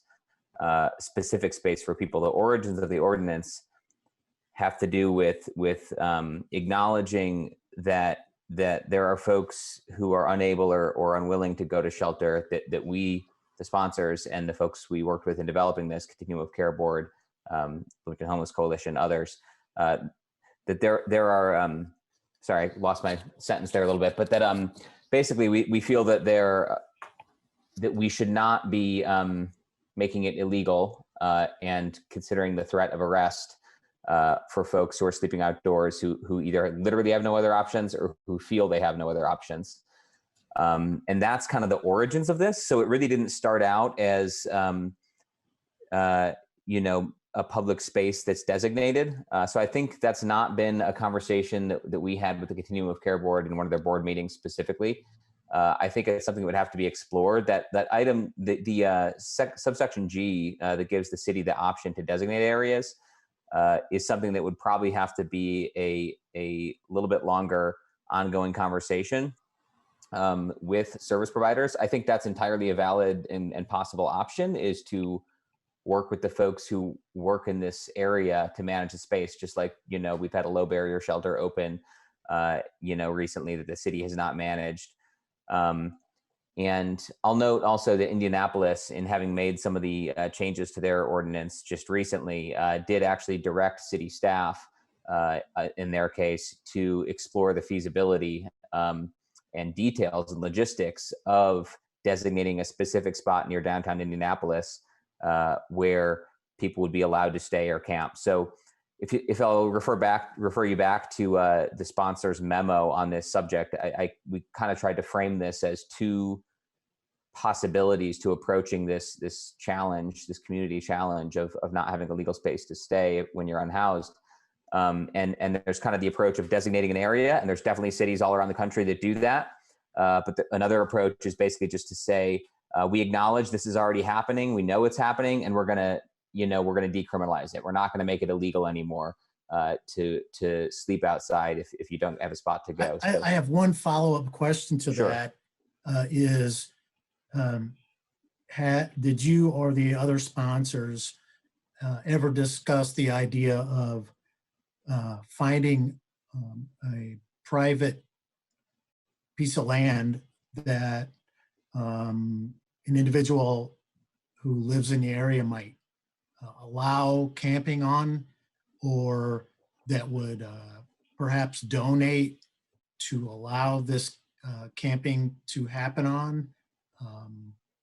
I think these are good questions. And I think if it was donated specifically, it would certainly qualify in the ordinance as drafted, because if the public owns it, they could designate that space. So if they donated it to a provider and the provider ran it, it would really solve our issue. I'm not sure about that.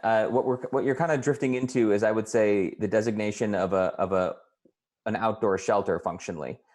And I'm not sure, especially when it's by a provider. I think the government holds a fundamentally different role in relation to this societal challenge as do providers. So we've talked about this, in conversations with Deputy Mayor Niasen, for instance. He kind of expressed frustration, and I hope I'm not mischaracterizing anything, but expressed some frustration that, if someone misbehaves at an emergency shelter, they can get kicked out. But we can't kick people out of Bloomington. That's not, that's not a thing we can do. So we occupy sort of a fundamentally different role as the last resort option for folks. And I think if you get into the territory of designating an outdoor space that a nonprofit manages, let's say a sheltering agency manages, that might help. And just because some people maybe don't feel safe indoors or don't, aren't okay with the congregate setting. But I'm not sure it would entirely avoid the same situation we have where people might get kicked out and be prohibited for a period of time and that sort of thing. So I think there are challenges with designating a specific area. And really, again, the origins of the ordinance were more about saying that if you've got nowhere else to go, it's not illegal for you to sleep outside, and we won't arrest you if you're behaving lawfully otherwise. Yeah. Well, I asked those questions in the spirit of just trying to develop something that can appeal to all of us, since we have a lot of different varying opinions on how to deal with this. So I very thank much you very appreciate that. Yeah, thank you. Thank you. Thank you. Councilmember Piedmont Smith next, and then Volan or Rollo, Volan and then Rollo. Let's try that. So. Yes, thank you. I wanted to ask the staff members from the mayor's administration, when a person experiencing homelessness does not have a shelter bed available to them or cannot go to a shelter, where can they legally sleep?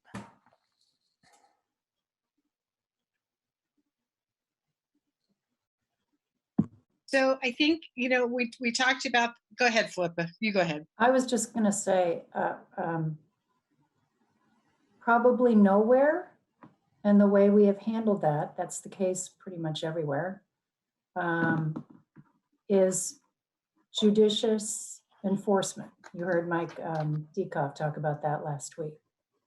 Because they're, you know, that's what shelters are for. You're talking about the smaller subset of this population who either can't stay in a shelter or won't stay in a shelter.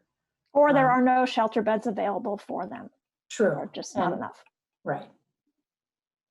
I guess we just don't see that the solution is to allow them to camp outside, because it's not any better. It's worse, in fact. Oh, what are they supposed to do? Well, that's a community conversation. It's hard for the city to come up with a solution on its own. Right, and we don't even think we'd be able to come up with the best solution because, again, this is not our area of wisdom and expertise. So I know you're getting frustrated, Isabel. I understand that you're frustrated with staff's inability to answer your question, but I'm not going to be able to answer the question either if you tell me, well, you know, how should I fix the clutch in my car? I mean, this is out of our purview, so I'm just not going to be able to help.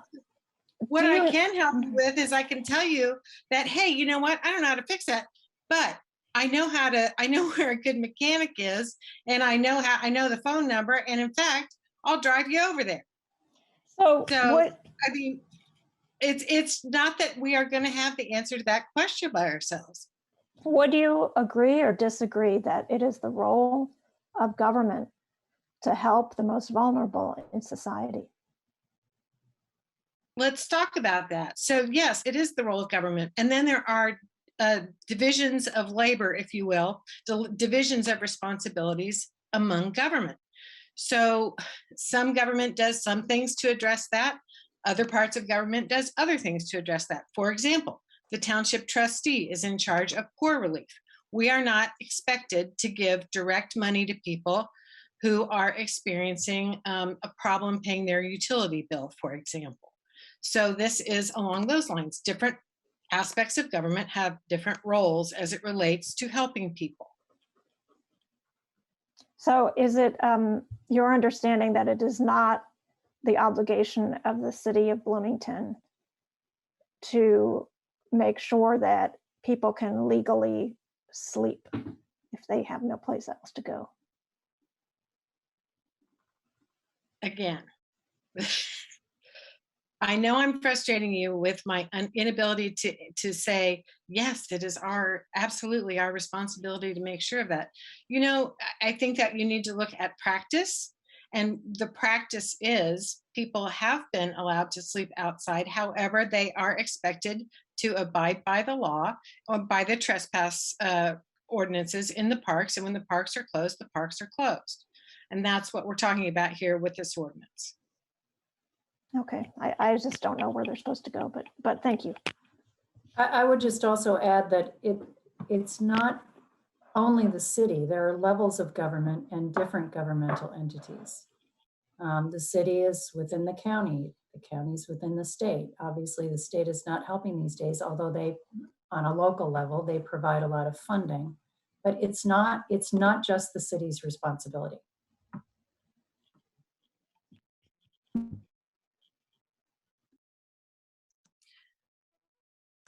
Thank you. Before we go to Councilmember Volan, Mr. Parliamentarian, if I may, I'd like to ask you to take the gavel temporarily. I'm going to step way back.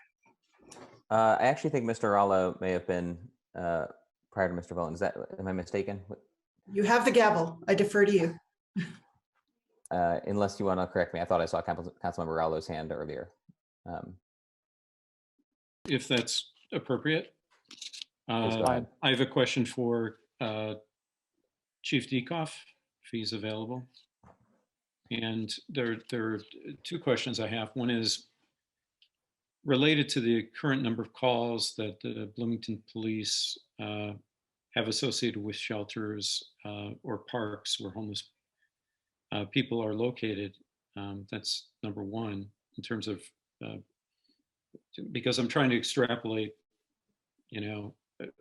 8 more parks in the city. And what are the nature of those calls? And then lastly, your view on, there's been, at the beginning of this meeting, we were talking about how Mr. JT was approached in terms of welfare checks. I wonder if you could address that as well. The types of calls we get at parks, we get a lot of disturbance calls. We get a lot of overdose type calls. And so it's sometimes multiple calls a day. And so a lot of resources are going to those parks to those places to deal with people who are involved, usually in fights. And so having camps in parks will increase those calls. We're already short-staffed and extremely busy, and it's going to put a burden on our staff to respond to those. With regards to Mr. Vanderberg, that is it's a tragic incident that happened. Our officers are quite familiar with him. We have been dealing with him and working with him for many years. We have, in just the last couple of years, had upwards of 25, I believe it was, welfare checks. That's not including checks by officers who might just stop by and check on him. He was a very difficult individual to deal with. He did not want to be bothered. He would not many times communicate. The welfare check that was in the video, the officer did tell his supervisors that he did get a response. Body cameras do not pick up everything, but the officer got a response from him and moved on to the next person. Again, it's the experience of the officers that he does not usually want to be bothered. So instead of making the situation worse with him, once they got the response, they moved on. He frequently would not want assistance, and he would make that clear. I think you can probably talk to other shelter providers and people who have worked with him that would probably say the same thing about how he wanted to be left alone. So it's been maintained, Chief Dekoff, that you took away his shelter. You took away his tent. Is that accurate? No. He when he was at Seminary Park, he did not have a tent. My officers, my DRO, said the last time that they knew he had a tent was when he was staying out behind on the property out behind Kmart West. They have never seen him have a tent when he was at Seminary Park. Okay, thank you. And just to interject, in the interest of getting to public comment as soon as we possibly can, if we could focus on this ordinance, that would be helpful. Where did we leave off? Councilmember Volin. Yeah, I have a brief question with respect to the non-park public land on West 3rd Street. There's another public property that the city has control over if they don't actually own. What would be the problem with letting a temporary camp be set up in Rose Hill Cemetery?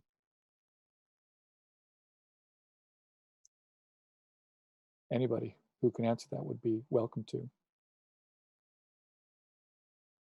So let me get the question straight, if Steve, sorry, I didn't think that was headed my direction, and then all of a sudden I was I'm like, not sure whose direction it should be, but oh, yeah, I'm not either. So do you mind? So I It's just a want to public- clarify the question, yeah. and then I might hand this off. But so you're asking if it would be possible to set up a camp in Rose Hill Cemetery. Is that correct? The idea popped into my head. It's public land. It's not a park. It's not like the people who are there are really using it.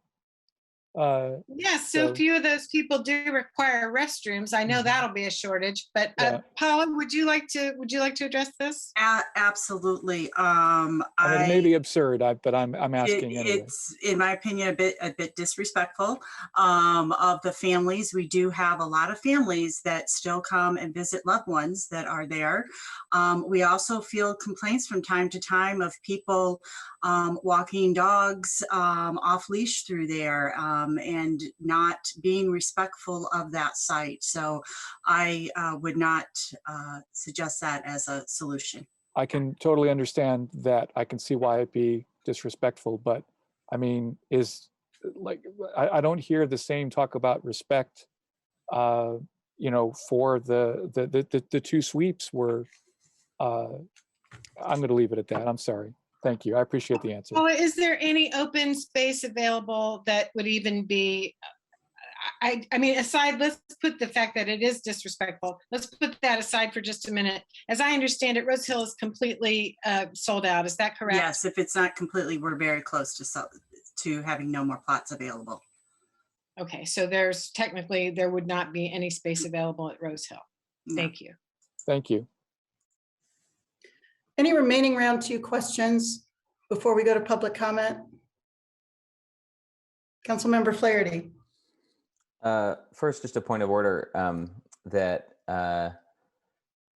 I would leave it up to the chair, but I'll note that there are at least 2 amendments to be introduced tonight. Most typically, we consider amendments,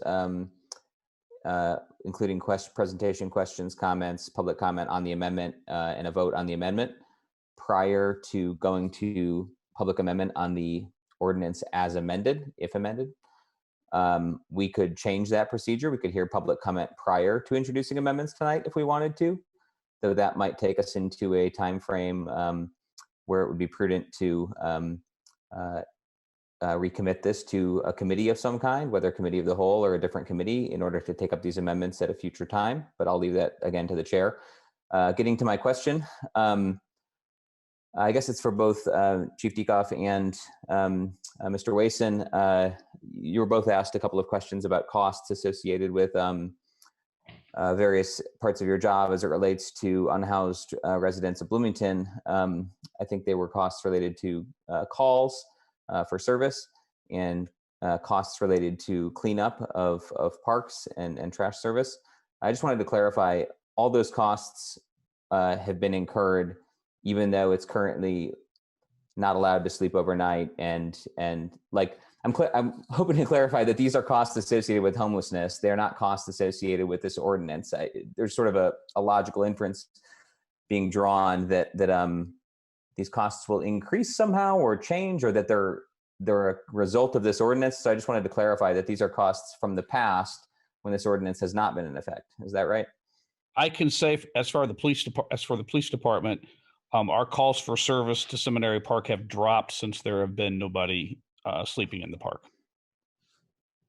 That makes sense. I would add too that it's just a matter of hours. If you think about it, Matt, you would be adding 6 hours of time spent in the park right now. You know, it's closed those 6 overnight hours. So you could probably extrapolate a percentage, and certainly that would be a good starting place. That's probably where we would, or one way we would think about it. And I would just like to jump in here as far as parks. The costs that I shared in previous meetings and that are costs that were not part of our budget, were not part of our planned budget. They are costs that were incurred because we had to have contracted cleanup service. We had costs related to storage. We had costs related to staff on call and being called out after hours. So when we prepare our budget, we prepare for the year, and the costs that have come up since January are over and above what we had planned for 2021. Can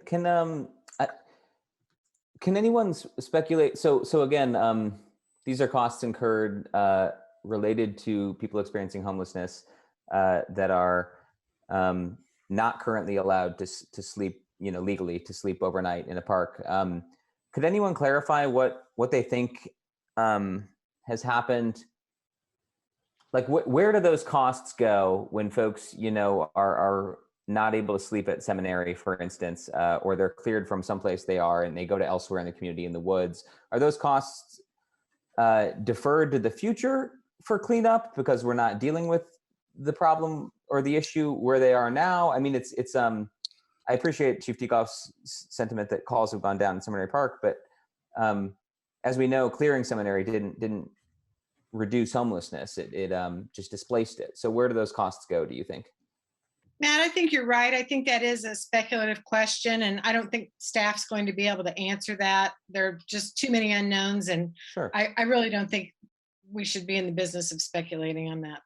But thank you for the question. It's certainly something to think about. Thanks.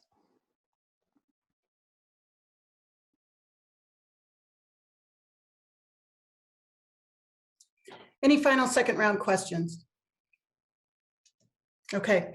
With that, to members of the public who are with us, thank you for your patience. Thank you for your passion. Again, if you have an interest in commenting, please use the raise hand function or please type into chat. Mr. Lucas will be monitoring both and will let us know where we stand. If there is more than one individual on your particular line, on your particular phone or computer, please let us know that as well. So, Mr. Lucas, what are we seeing, please? I think I've counted up to 26 folks, although some have, I think, dropped off and not counted new folks. I would guess around 25 to 30. Okay.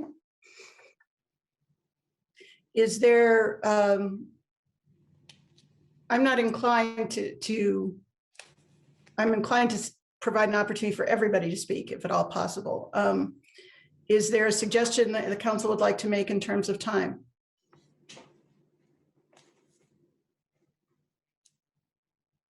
Councilmember Piedmont Smith? Yeah, I'd like to suggest 3 minutes per person.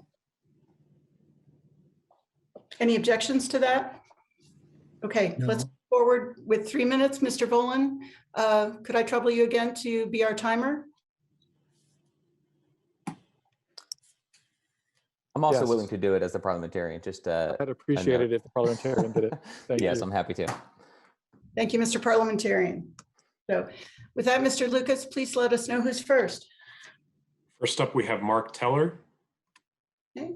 Thank you, Mr. Teller. You have 3 minutes. Please go ahead. Hi, my name is Mark Teller. I'm a board member of the Bloomington Homeless Coalition. I've got a lot to say and I don't have enough time to say it, so I'm just going to kind of nitpick everything I've written down. This meeting was a roller coaster of a circus. I just want to just let you know that it's kind of embarrassing what happened today with one of your council members. Moving on, I do have a question for everyone, specifically the employees of the city and the chief of police. Why do the unhoused not want to be bothered by police?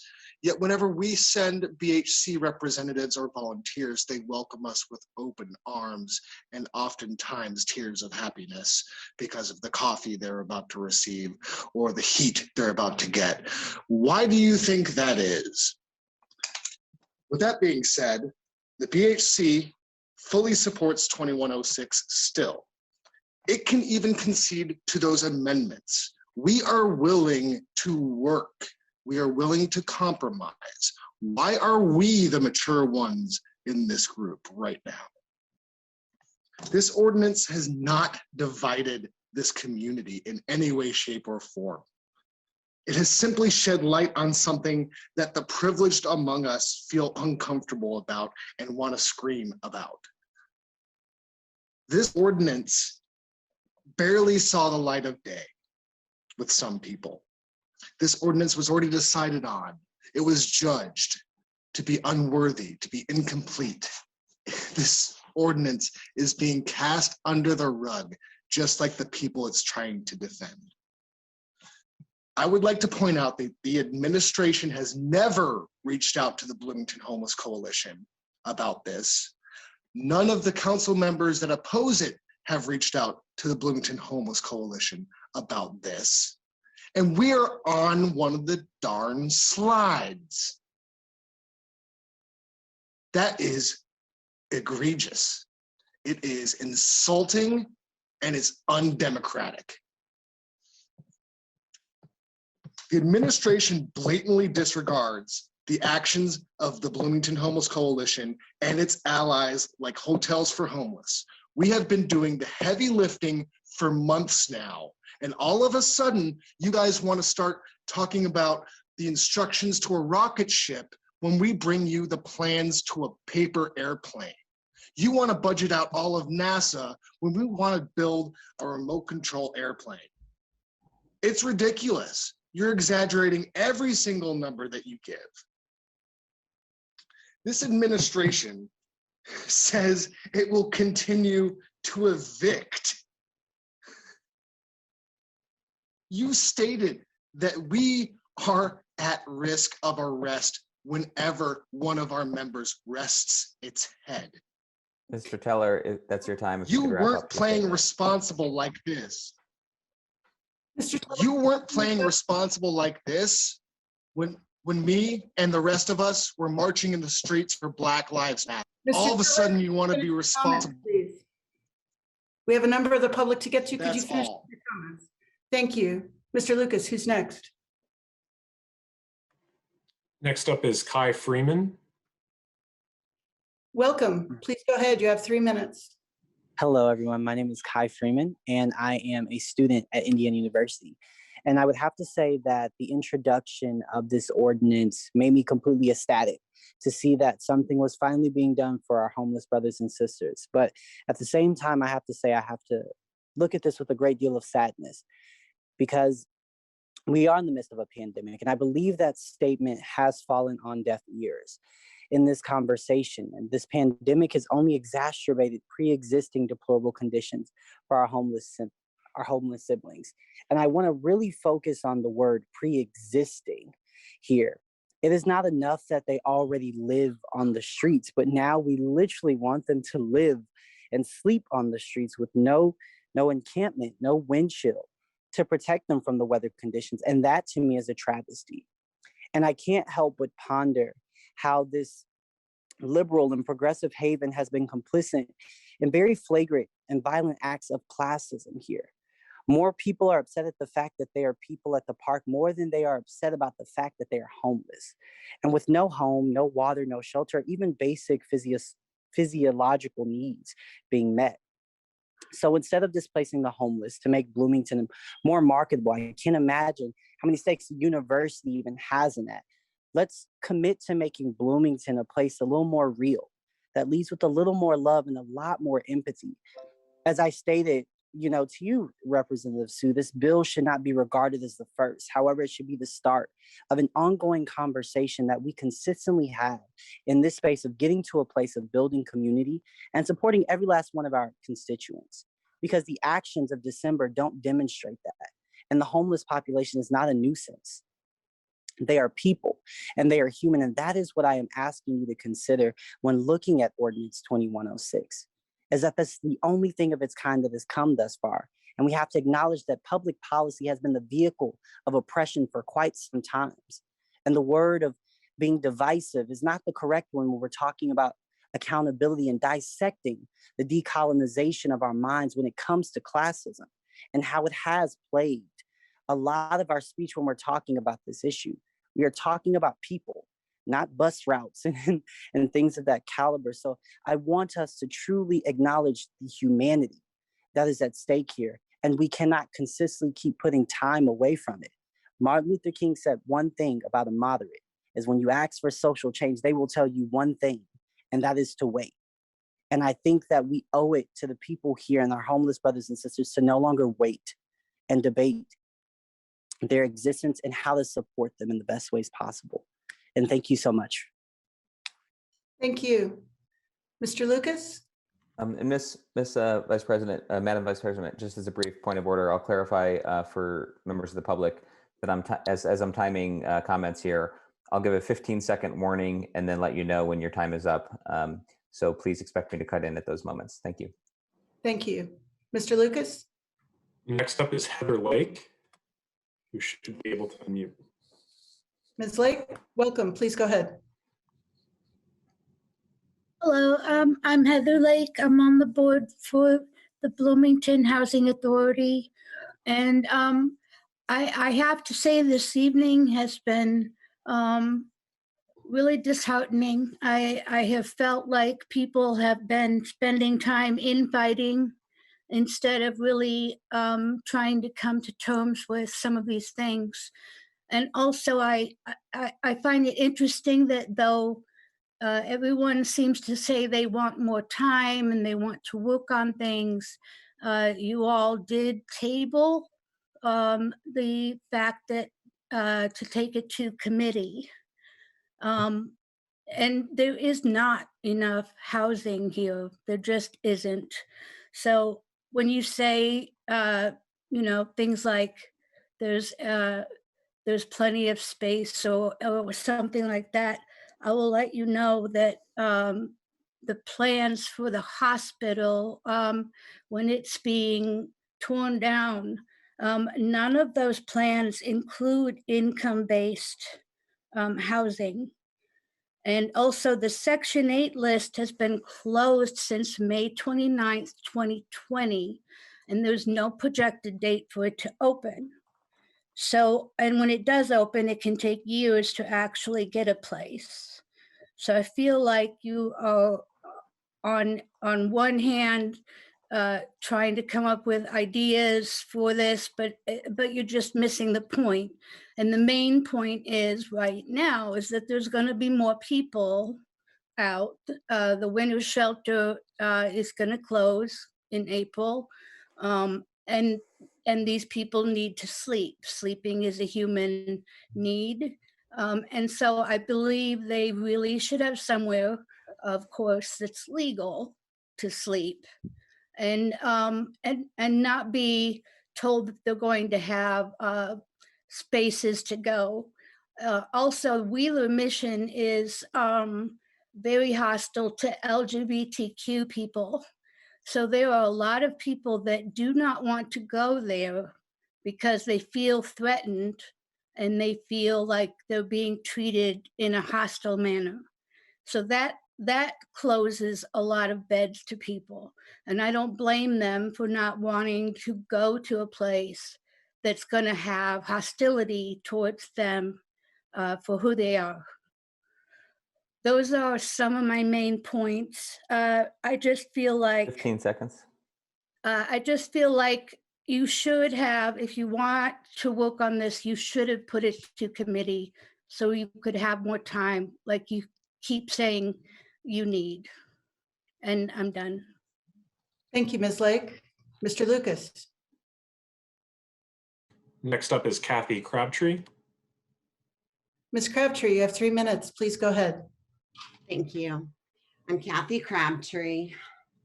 I just want to know what kind of a community we are if we worry more about how the tents in Seminary Park look than the impact on the people who are living in them.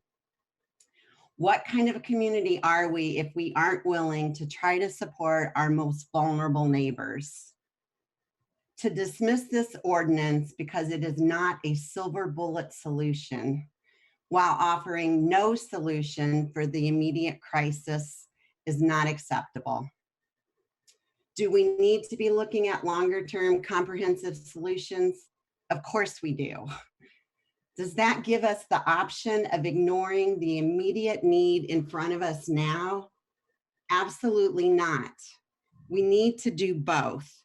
Address the immediate issue and work on a comprehensive solution.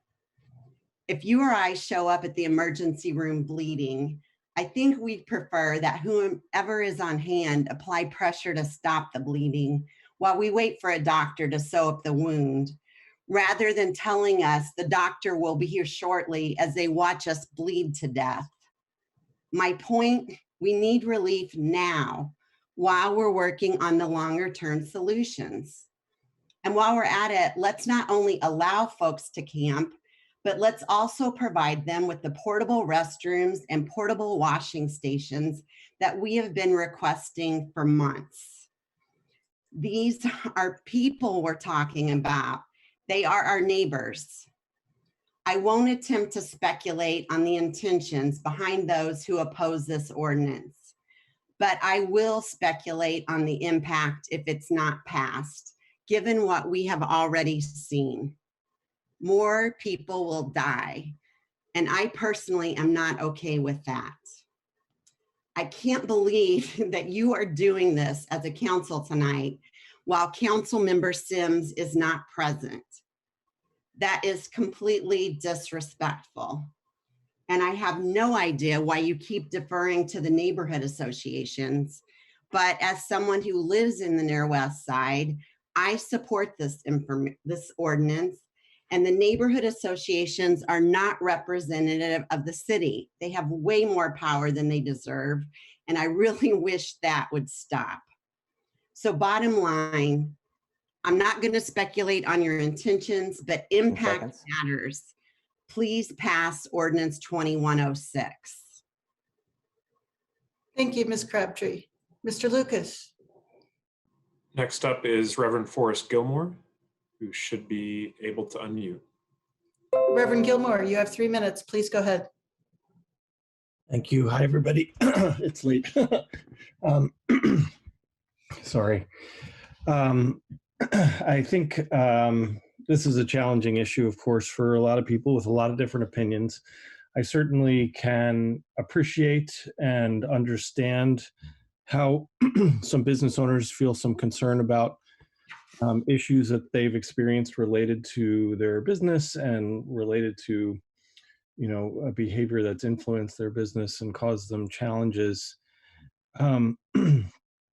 I think, and so I recognize that. I did have a talk with Aaron Predmore from the Chamber of Commerce today, and we had a really reasonable, good talk about trying to come up with solutions. So I am certainly disappointed that this didn't go to committee, because I think if we could figure something out, then I think all of us should be trying to do that, as opposed to trying to just eliminate this conversation from the queue here.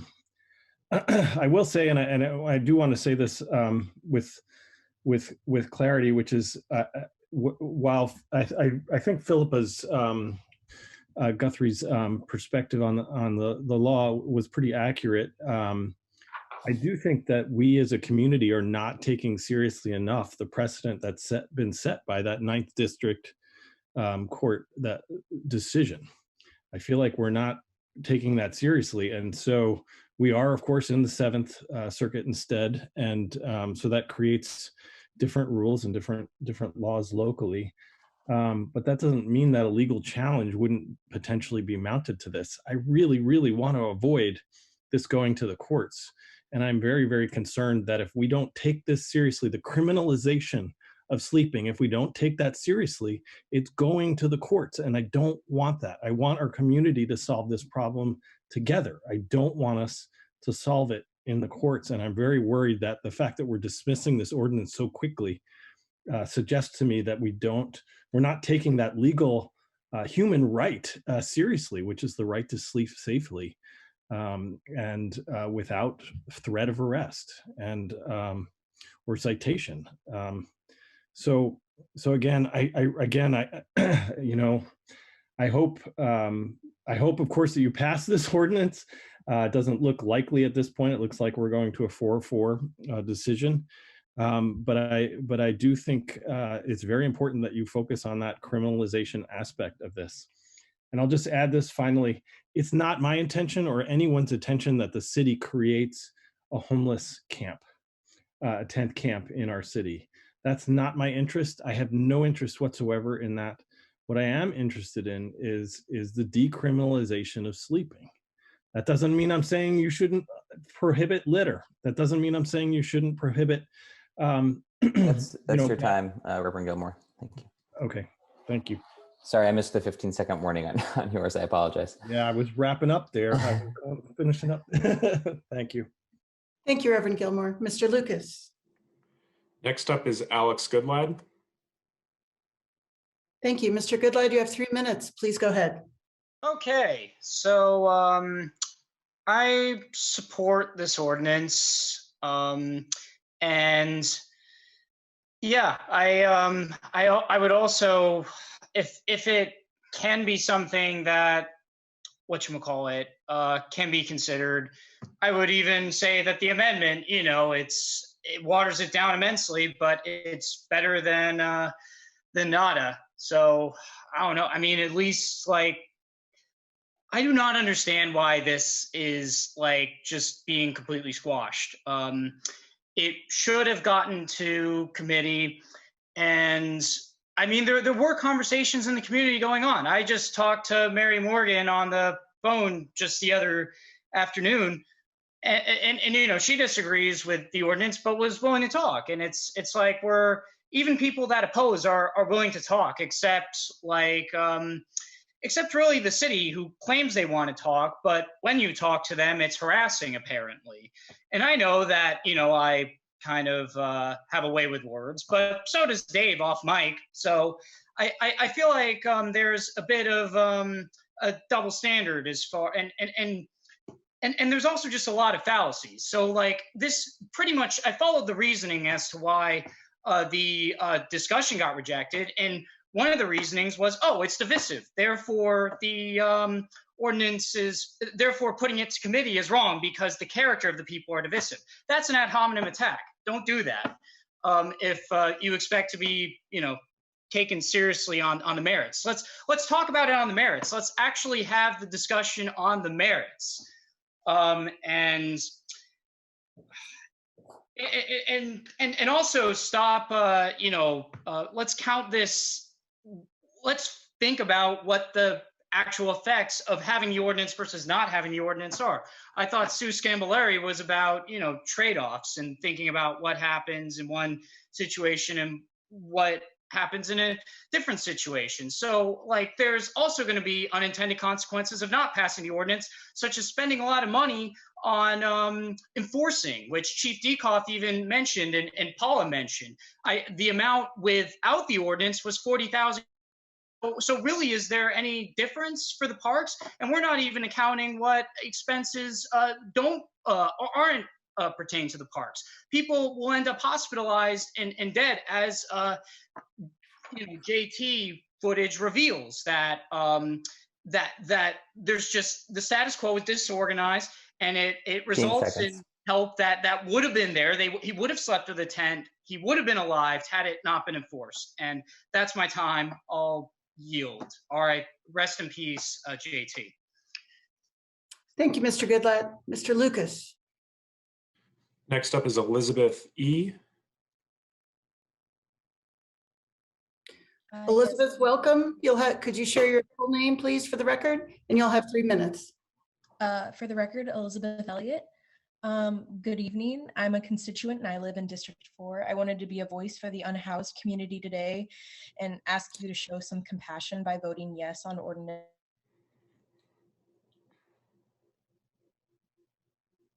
Elizabeth, you may have cut out. Is that just for me or is that for others?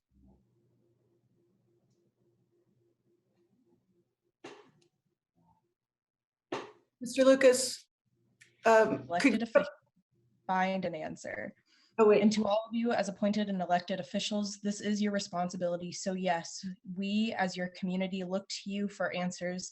So do not get defensive when we demand them. Please do not criminalize safety in sleep. I yield my time. Thank you, Ms. Elliott. Mr. Lucas? Next up is Daniel Bingham. Mr. Bingham, thank you. Thank you. Welcome. Please go ahead. You have 3 minutes. Hello, Council. I wanted to call attention to an exchange that happened earlier tonight. There's been a lot of discussion of this Ninth Circuit decision and Martin v. the City of Boise. I wanted to re-quote something Philippa Guthrie quoted earlier in it. On the merits, the opinion holds only that municipal ordinances that criminalize sleeping in all public spaces when no alternative sleeping space is available violate the 8th Amendment. In the exchange between Isabel and Philippa earlier, Isabel asked, when a person experiencing homelessness cannot go to a shelter, where can they legally sleep? Philippa replied, probably nowhere. How does that not leave us in direct violation of the decision in the Ninth Circuit? While we are in the Seventh Circuit, the Supreme Court upheld the Ninth Circuit's decision, which means the Supreme Court upheld the idea that criminalizing sleeping in public spaces when there's no alternative is cruel and unusual punishment. In Bloomington, the status quo is that it is illegal to sleep even when they're in public spaces, even when there are no alternatives. The status quo in Bloomington is cruel and unusual as defined by the Ninth Circuit and upheld by the Supreme Court. This ordinance is not a cure-all for homelessness. As I think Sue Scambolari said, it was a Band-Aid. It is a Band-Aid. Band-Aids stop the bleeding so that the wound can heal. This ordinance stops the bleeding. It takes the cruel and unusual status quo in Bloomington and makes it no longer cruel and unusual. It gives people a legal place to sleep when they have no other alternative. And sometimes medicine can be painful initially. When you put Bactine on a cut, it stings like hell. In this case, making that fix likely will introduce some initial pain because homelessness that has been shoved under the rug will become much more visible. That can be good. That will force us to deal with it in a more humane way. We should recognize that, but that is a positive of this ordinance. And I know that's part of why it's getting so much blowback, because people don't want to deal with that pain. They don't want to have to look homelessness in the face. They don't want to have to look what our society does to people in the face. But we should look it in the face, and then we should get to work solving it for good. We know how to do that. Housing First works. And to the park's contention that this 15 seconds could be really expensive, the police budget's $12 million. They spend at least $500,000 of that probably dealing with homelessness. We should just shift that to parks, have them build their camp. Thank you. Thank you, Mr. Bingham. Mr. Lucas? Next up is a written comment from Ann Boylan, who asked me to read a comment on her behalf. Ann says, hi, my name is Ann Boylan, and I'm a Bloomington resident. In my time in Bloomington, I've become increasingly alarmed over the city's treatment of our unhoused neighbors. Passing Ordinance 2106 is an urgent necessity.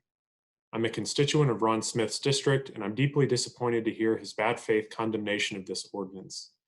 What I understand this ordinance to be about is the urgent need to reduce the imminent risk of more deaths in the unhoused community. Many council members resisting this ordinance speak of shelving this and circling back down the road. Firstly, I'm shocked to hear them propose shelving this matter without a clear path forward to alternative legislation. Secondly, this is a human rights emergency and should be treated as such. This ordinance is not an end, but just a beginning of a diversity of tactics to end homelessness together. Please vote yes on 2106. That is the end of the comment. Thank you, Ms. Boylan. The next speaker we have is Renee Miller, who should be able to unmute. Ms. Miller, welcome. You have 3 minutes. Please go ahead. Thank you, Renee Miller. I I'm really saddened by the badgering from several of the council members. I just wanted to say that grown men acting like little kids who want to fight in the schoolyard, but that's what it was. Ms. Carmichael had said that the city is responsible for anybody in public spaces. So camping or not, the city, you are still responsible. Having said that, I also want to say, Sue Scambilleri, or Council Member Scambilleri, thank you. I feel like I have some hope that you do want to do something. So thank you for that. I appreciated you saying that. I really do. Now I want to tell you a really quick story. I hope I can get it all in real fast. I had a sister, 44 years old. She died. She stopped at a garage sale on a Friday at noon on July 5th, 2005. And she bought some stuff for her kids, books and toys, and she spent all of her money she had with her. She looked down and she saw a knee brace, and she thought, oh, I know a homeless guy that needs this knee brace. So she ran back to her car, and as she got to her car, she was struck by an oncoming car and killed instantly. On her headstone in Rose Hill Cemetery, excuse me, I'm going to start to cry, it says, pay it forward. That's Rose Hill Cemetery. And I do know all of us in the family, and her included, would love for Rose Hill Cemetery to be where homeless people could sleep and lay their heads. And I know her daughter, Katie Norris, Hotels for Homeless, would also agree with that. Thank you. Thank you, Ms. Miller. Mr. Lucas? Next up is Mark Sturdivant. Mr. Sturdivant, welcome. You have 3 minutes. Please go ahead. For the record, my name's Mark Sturdivant. I just took some notes and for the past, several hours, and I want to go over these. One man said there isn't a legislative remedy. That's crap. I mean, I just saw you give tens of thousands of dollars to the so-called nonprofits. These people actually make people homeless, actually contribute to the problem. And, when I've been on the front lines, I've had more people help me out of their own pocket than any nonprofit. And I just don't see it. The other issue is if you actually cared about the homeless, none of you guys care about the homeless is what I saw. It's all smoke and mirrors. It's, you're giving the community that you actually care when you do not. Homelessness ended tomorrow. And you think of all the people without jobs. First of all, we need to quit calling nonprofits because they're all working for a profit. And, I heard someone say, a lady said, we're not specialized to do this. It's about just being a human being. Seriously. I mean, that's what it's all about. I mean, you guys are like robots or something. And, I just want to add this one more thing. I heard the cops say over and over again the man was refusing treatment. That's the classic cop out of any social service that I always hear when they fail. I don't want to sound so mean and awful. I really don't, or really critical of you guys. I really don't. I really believe you guys should vote yes. I mean, it is what it is. And it's sad that we have to create Hoovervilles. But it is what it is. You guys need to vote yes if you guys are human, not just a bunch of robots.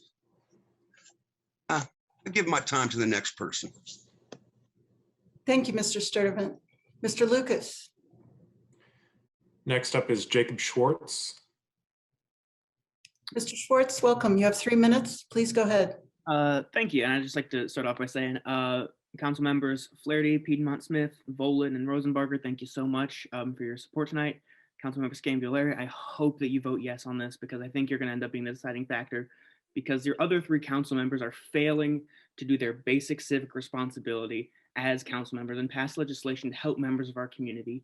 You're deciding to try and shove this through to kill the ordinance without one of the members here. The president of the goddamn city council is absent because one of his family members died, and you're trying to kill this bill without him here. He's the chair of the Public Safety Commission. The fact that you're trying to do that is so slimy, so disgusting. It makes me sick to live in Bloomington and have you three represent me. Like, I wish you would... Point of order, Mr. Schwartz. Please do stick to the merits of the issue at hand, if possible, and avoid personal accusations. Absolutely. To calm myself, this is a very important issue. It's putting a Band-Aid on a problem, as has been said, is so we can move forward without directly harming this marginalized group of people any further than we already have. It's to stop the bleeding, so that way you can do what you want to do and pass better legislation. But until you come up with a better solution, Council Members Sandberg, Councilmember Rollo, Councilmember Smith, until you come up with something better, shut up about this, vote for the ordinance, and then write something better. Because right now this is the bare minimum you can do, and you are failing the city. I yield my time. Fuck you. Thank you, Mr. Schwartz. Mr. Lucas, who's next? Next up is Allison McBride. I'll just mention again as a point of order. I'm sorry, Ms. McBride, I'll time your full 3 minutes. Please, everyone, refrain as much as possible from using any swear words or personally attacking members of the council. I know it's a heated and emotional issue, but please do your best to keep your comments civil and to the matter at hand. Thank you. Thank you, Mr. Parliamentarian. So, Ms. McBride, I believe you have 3 minutes. Please go ahead. It was McBride, right?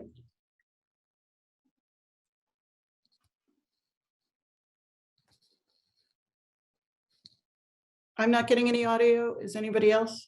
I'm sorry, Allison, if you can go ahead and unmute again. Okay, there we go. It wasn't letting me unmute. Yeah, hi, my name is Allison McBride. I am a student at IU. I live in District 4. So Councilmember Rollo, I'm in your district. And I have to say, I don't feel like I'm being represented very well here tonight. What I've seen is pretty disheartening all around. I mean, homelessness is not a new issue by any means. And I mean, it's only gone to this point because there's been a failure of the city to act until now.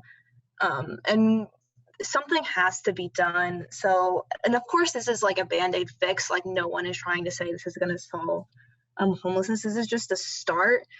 But I mean, something has to be done. And there's always going to be a cost no matter what you do. There's a cost to clearing people out of like Seminary Park. Like, that was not free. You had to pay police officers to do that.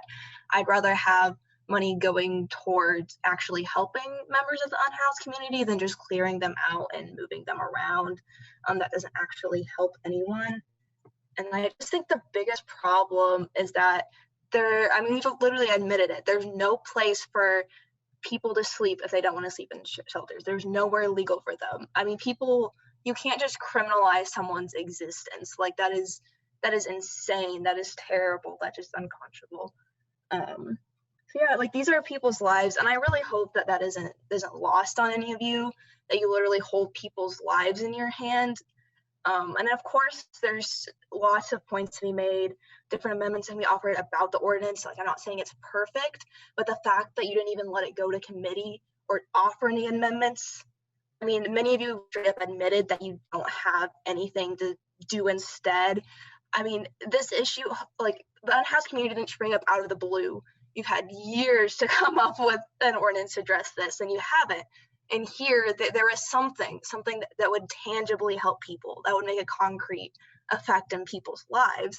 And unless you have something better, you should vote yes to this. I mean, something has to be done, and if not this, then what?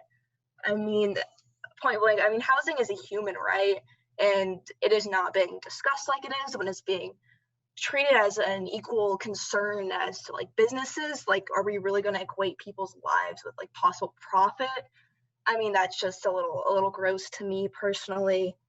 So yeah, I would just really encourage you to think about that. Think about what you want the city to stand for when it comes down to it. I'd like to see us stand for human rights and stand with our unhoused neighbors.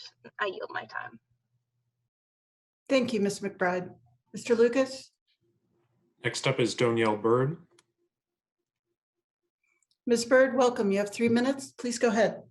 Thank you. My name is Donielle Bird. I am a social worker and I live in Bloomington. I urge you to vote yes on this ordinance. This is a human rights issue. There are unhoused people who have no place to sleep that is legal. We received the answer to that question, that there is nowhere if somebody isn't in housing to sleep legally. So as we've heard, there are some people who are banned from shelters. I need not remind you, we still are in the middle of a pandemic. There have been outbreaks of COVID at shelters. There was a flood in one recently. Many people feel safer while sleeping outside. Some people have mental health issues that prevent them from sleeping in a group setting. We are still seeing an increase in people needing shelter. We're going to have more evictions. People haven't been able to maintain their income during this pandemic. What will happen if we run out of shelter and housing space? What happens to people if they have a concern with religious shelters and that is the only place available? How will the winter shelter continue to be funded during the summer? What kind of city do we want to be known for? A city that sweeps the unhoused from place to place? A city that criminalizes homelessness? In an ideal world, everyone would have a place to sleep indoors. This is just not the case.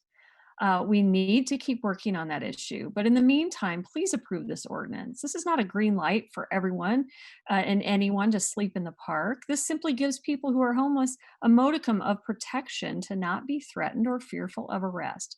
This does not require the city to hire extra social service staff. However, I would welcome the city to hire social workers and case managers. I think that's a great idea, despite what happens to this proposed ordinance. I think that gesture and additional assistance would be welcome to the unhoused. That level of staffing doesn't even happen with any of our shelters in town, but I fully support that move. And as far as I understand, Indianapolis didn't need to do all those things, so that would be an improvement that Bloomington could make over the Indianapolis model. But we already have agencies that are serving folks with these needs, and keeping people from sleeping outside would not decrease the need for services, but providers are stretched thin and they do need additional support. People being able to sleep without fear of arrest does not increase the burden on our social service agencies. It should also be noted that we have tremendous mutual aid efforts taking place from the Bloomington Housing Coalition, Hotels for Homeless, Black Lives Matter Bloomington, Monroe County Mutual Aid, Pantry 279, and the Beacon's Winter Shelter organizers and volunteers. Without these people, many of them on this meeting or here, we would probably have more deaths. And I'm sad that the city doesn't seem appreciative of their life-saving efforts. If you could wrap up, Ms. Bird, thank you. Yes. Okay. Again, this is a human rights issue. I urge you to be on the right side of history and approve this ordinance. Thank you. Ms. Bird. Mr. Lucas? Next up, we have the screen name nmbrochi at iu.edu, and they should now be able to unmute. Welcome. Could you please state your full name for the record? And then you'll have 3 minutes. Hi, my name is Nina Brochin. It wouldn't let me change my name. So I live in Bloomington. Thank you for your time. I would just like to start off saying that council members who are trying to delay this legislation without providing adequate solutions for people experiencing homelessness need to remember that these are actually people who are currently outside and suffering. And regardless of your feelings of discomfort towards people experiencing homelessness, while inside the comfort of your own homes, people need this legislation now. And as one of your council members mentioned, winter shelters are closing. This is a time-sensitive issue, and victimizing yourselves after being called out by members of the community for your inability to put aside your biases and help members of your community is abhorrent. That is all I have to say. Thank you. Thank you, Ms. Brochin. Mr. Lucas? Next up is Wendy Bernstein. Ms. Bernstein, welcome. You have 3 minutes, please. Thank you. I'm not going to be the most popular figure here with a lot of the audience, but I'm here to defend the council members who are not rushing to vote for this ordinance. As a citizen who lives near Bryant Park and who enjoys lots of Bloomington parks, I understand why many neighbors are very unhappy at the idea of the homeless sleeping in our parks and the health problems that are left behind the campers, by the campers, endanger families and children, and make many residents feel less comfortable about being in the parks. So I am opposed to the ordinance. I respect the positive goals of it, but I think the city parks as a location for campers, that is not a good solution at all. And in a way, I think somebody else has said that, it really affects a great number of people negatively. And I don't think it's that positive a solution for the numbers of people who are homeless. And I'm not diminishing their plight in any way. Homelessness sucks. And I hope that given good time and good conversation, that the city will help you all, everybody on the council and all of the people pro and con this ordinance, to get together and to work together to find a good solution. That's all I would like to say. Thank you, Ms. Bernstein. Mr. Lucas? Next up is Black Lives B-Town, who should be able to unmute. Hi, this is Jada B from Black Lives Matter Bloomington. Also, Martin Law is on the call here from Black Lives Matter, so he's going to talk later on his perspective. When we speak, generally, we're speaking as a coalition of people who have talked about these issues. And so when you're hearing from me, you're also hearing from other Black community members. So I just want to first talk about this consistent idea that there has been a lack of experts who have fed into this ordinance, who have been helping design this ordinance or who approve of this ordinance. That is in and of itself a classist and racist ideology of who is and is not an expert.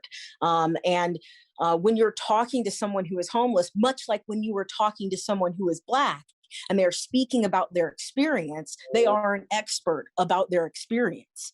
And on top of it, you do have people who are working in the structure of care who have been supporting this ordinance. They've told you repeatedly, the authors of this ordinance have told you repeatedly that people who are working in the care industries here in Bloomington overwhelmingly support this ordinance. We all realize it, and you should realize it by now too, that this is it's a stopgap measure to ensure that people can sleep. No, it's not going to fix the problems, but you gotta start somewhere. And Daniel Bingham's analogy of a Band-Aid that you have to put it on, you don't just let it fucking bleed, is a necessity. You need to do that. I also would like to talk about this idea that this is divisive.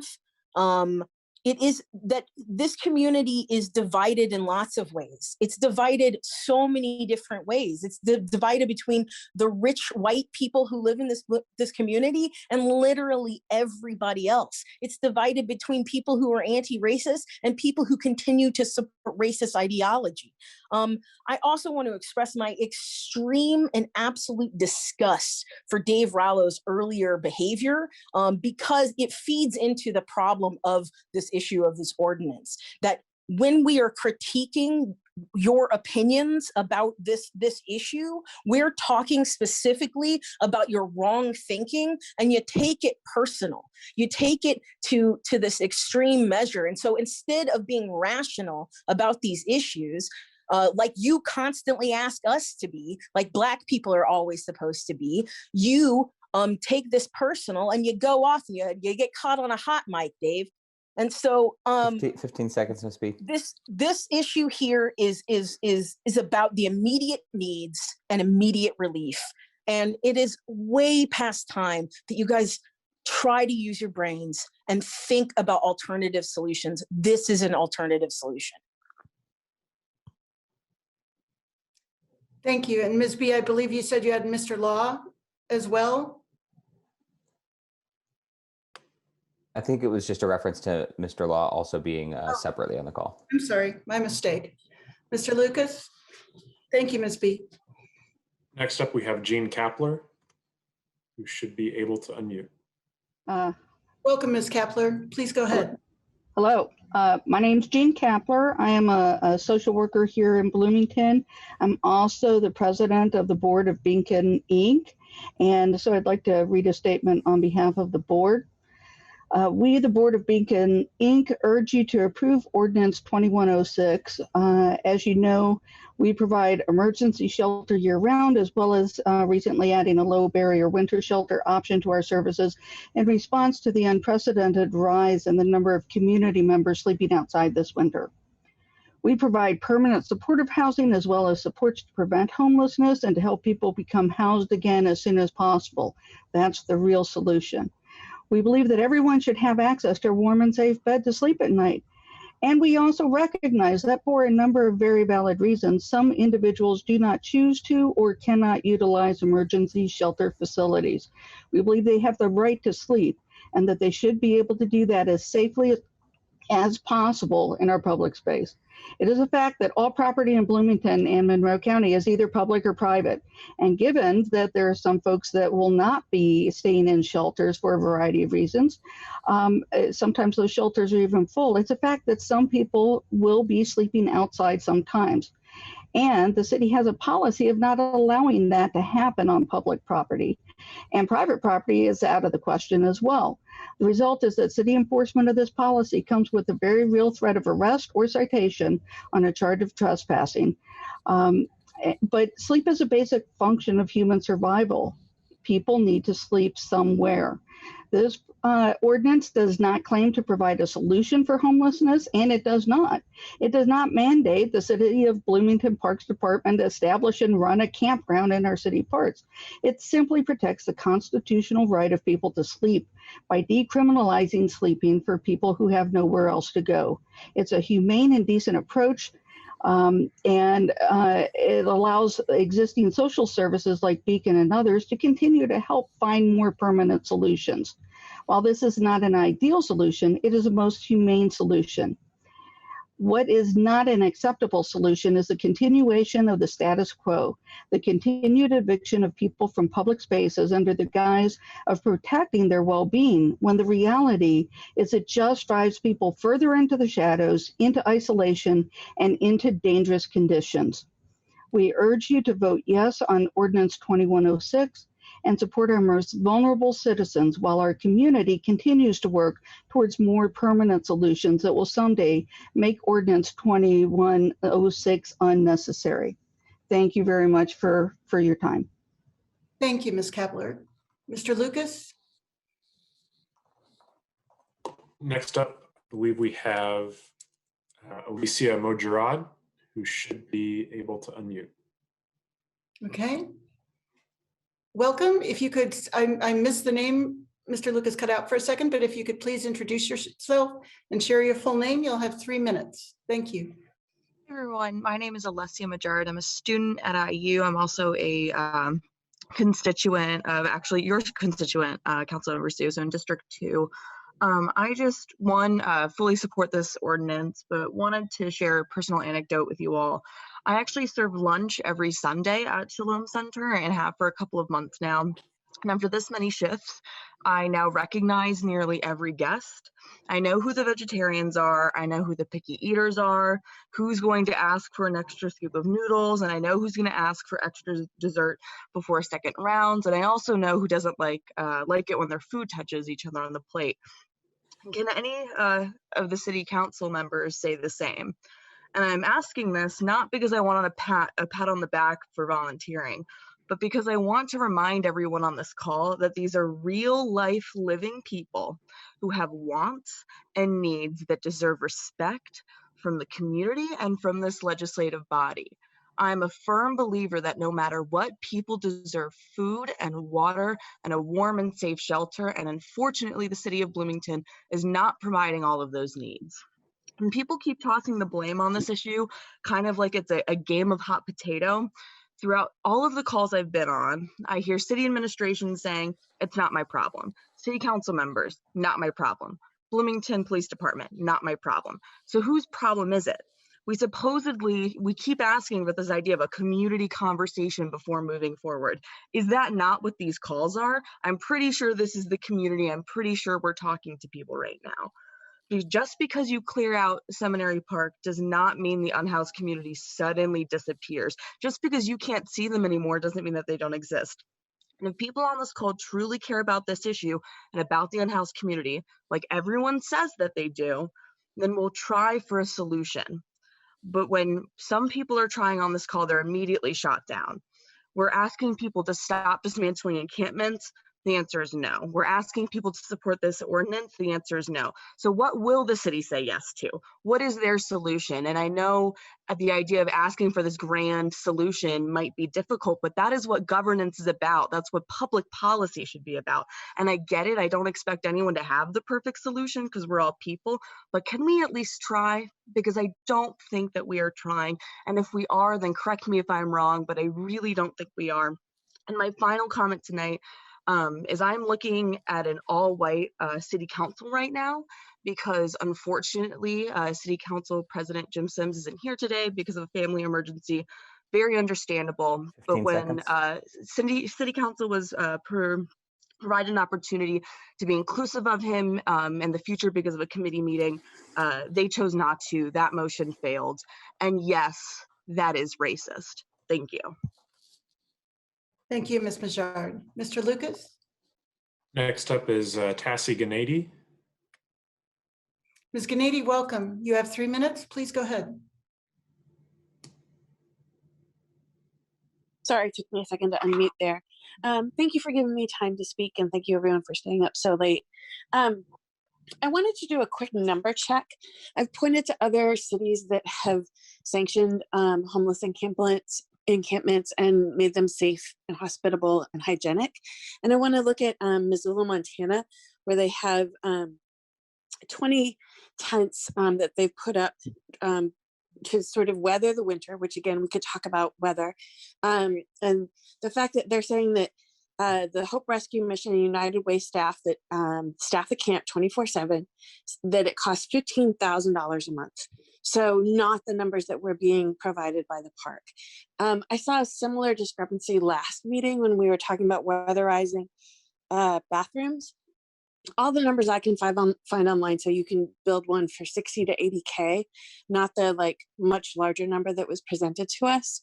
So I really want to talk about the ways in which numbers seem to be sort of inflated. And if we are spending $500,000 a year responding to calls in Seminary Park, it seems like we could really funnel that money much more productively into a camp that is safe, that does provide an alternative to those who are unable to sort of be in shelters productively. And it really might be not just a stopgap solution, but something that we could move on to build something like Dignity Village, which I know y'all don't want to hear necessarily, but Dignity Village is a place in Portland.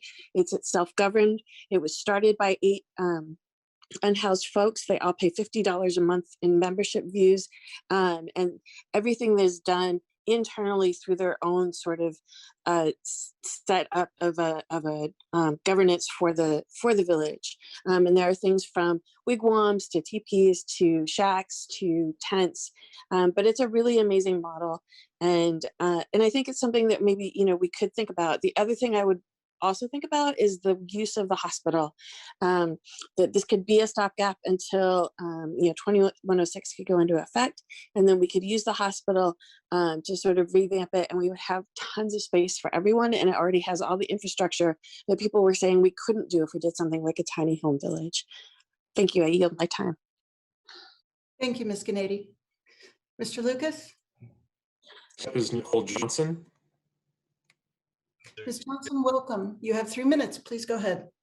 Hi, thank you so much. My name is Nicole Caddo Johnson, and I am the director of Pigeon Hill Pantry, and I'm also the vice secretary of the Bloomington Housing Association Resident Council. So I actually sit on a neighborhood association of some of the most vulnerable people in your community. So just please remember that as well.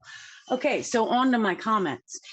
If it is true, the city prescribes the law and of all the property and its boundaries, and it is true the city prescribes it illegal for sleeping to occur on private property, and if it is true the city prescribes it illegal to sleeping occur on public property, then it is true that the city has made it illegal to sleep outside. And this is discrimination. Housing is a protected class, and it is a direct violation of our 8th Amendment, of our Houseless Communities 8th Amendment. This ordinance in no way is meant to do anything but stop this infringement upon our neighbors' constitutional rights. Okay, this ordinance allows for dispersed camping. That isn't even considered. Dispersed multiple camping sites would allow people choices to be near what? A service, or who? A friend they want to live next to. Don't you say this is a community problem? Let the community help. People have supports, they just don't have housing support. Lots of folks know where they can use a bathroom, wash their clothes, whatever. If we have multiple identified locations, existing social service agencies could still reach out to them, their outreach teams could still find them, and a centralized camp would not stress out one centralized location or neighborhood. Okay, on to the amendments. Amendment 1 is horrible. It totally puts LGBTQIA plus community under the bus. It includes Wheeler as an emergency shelter option.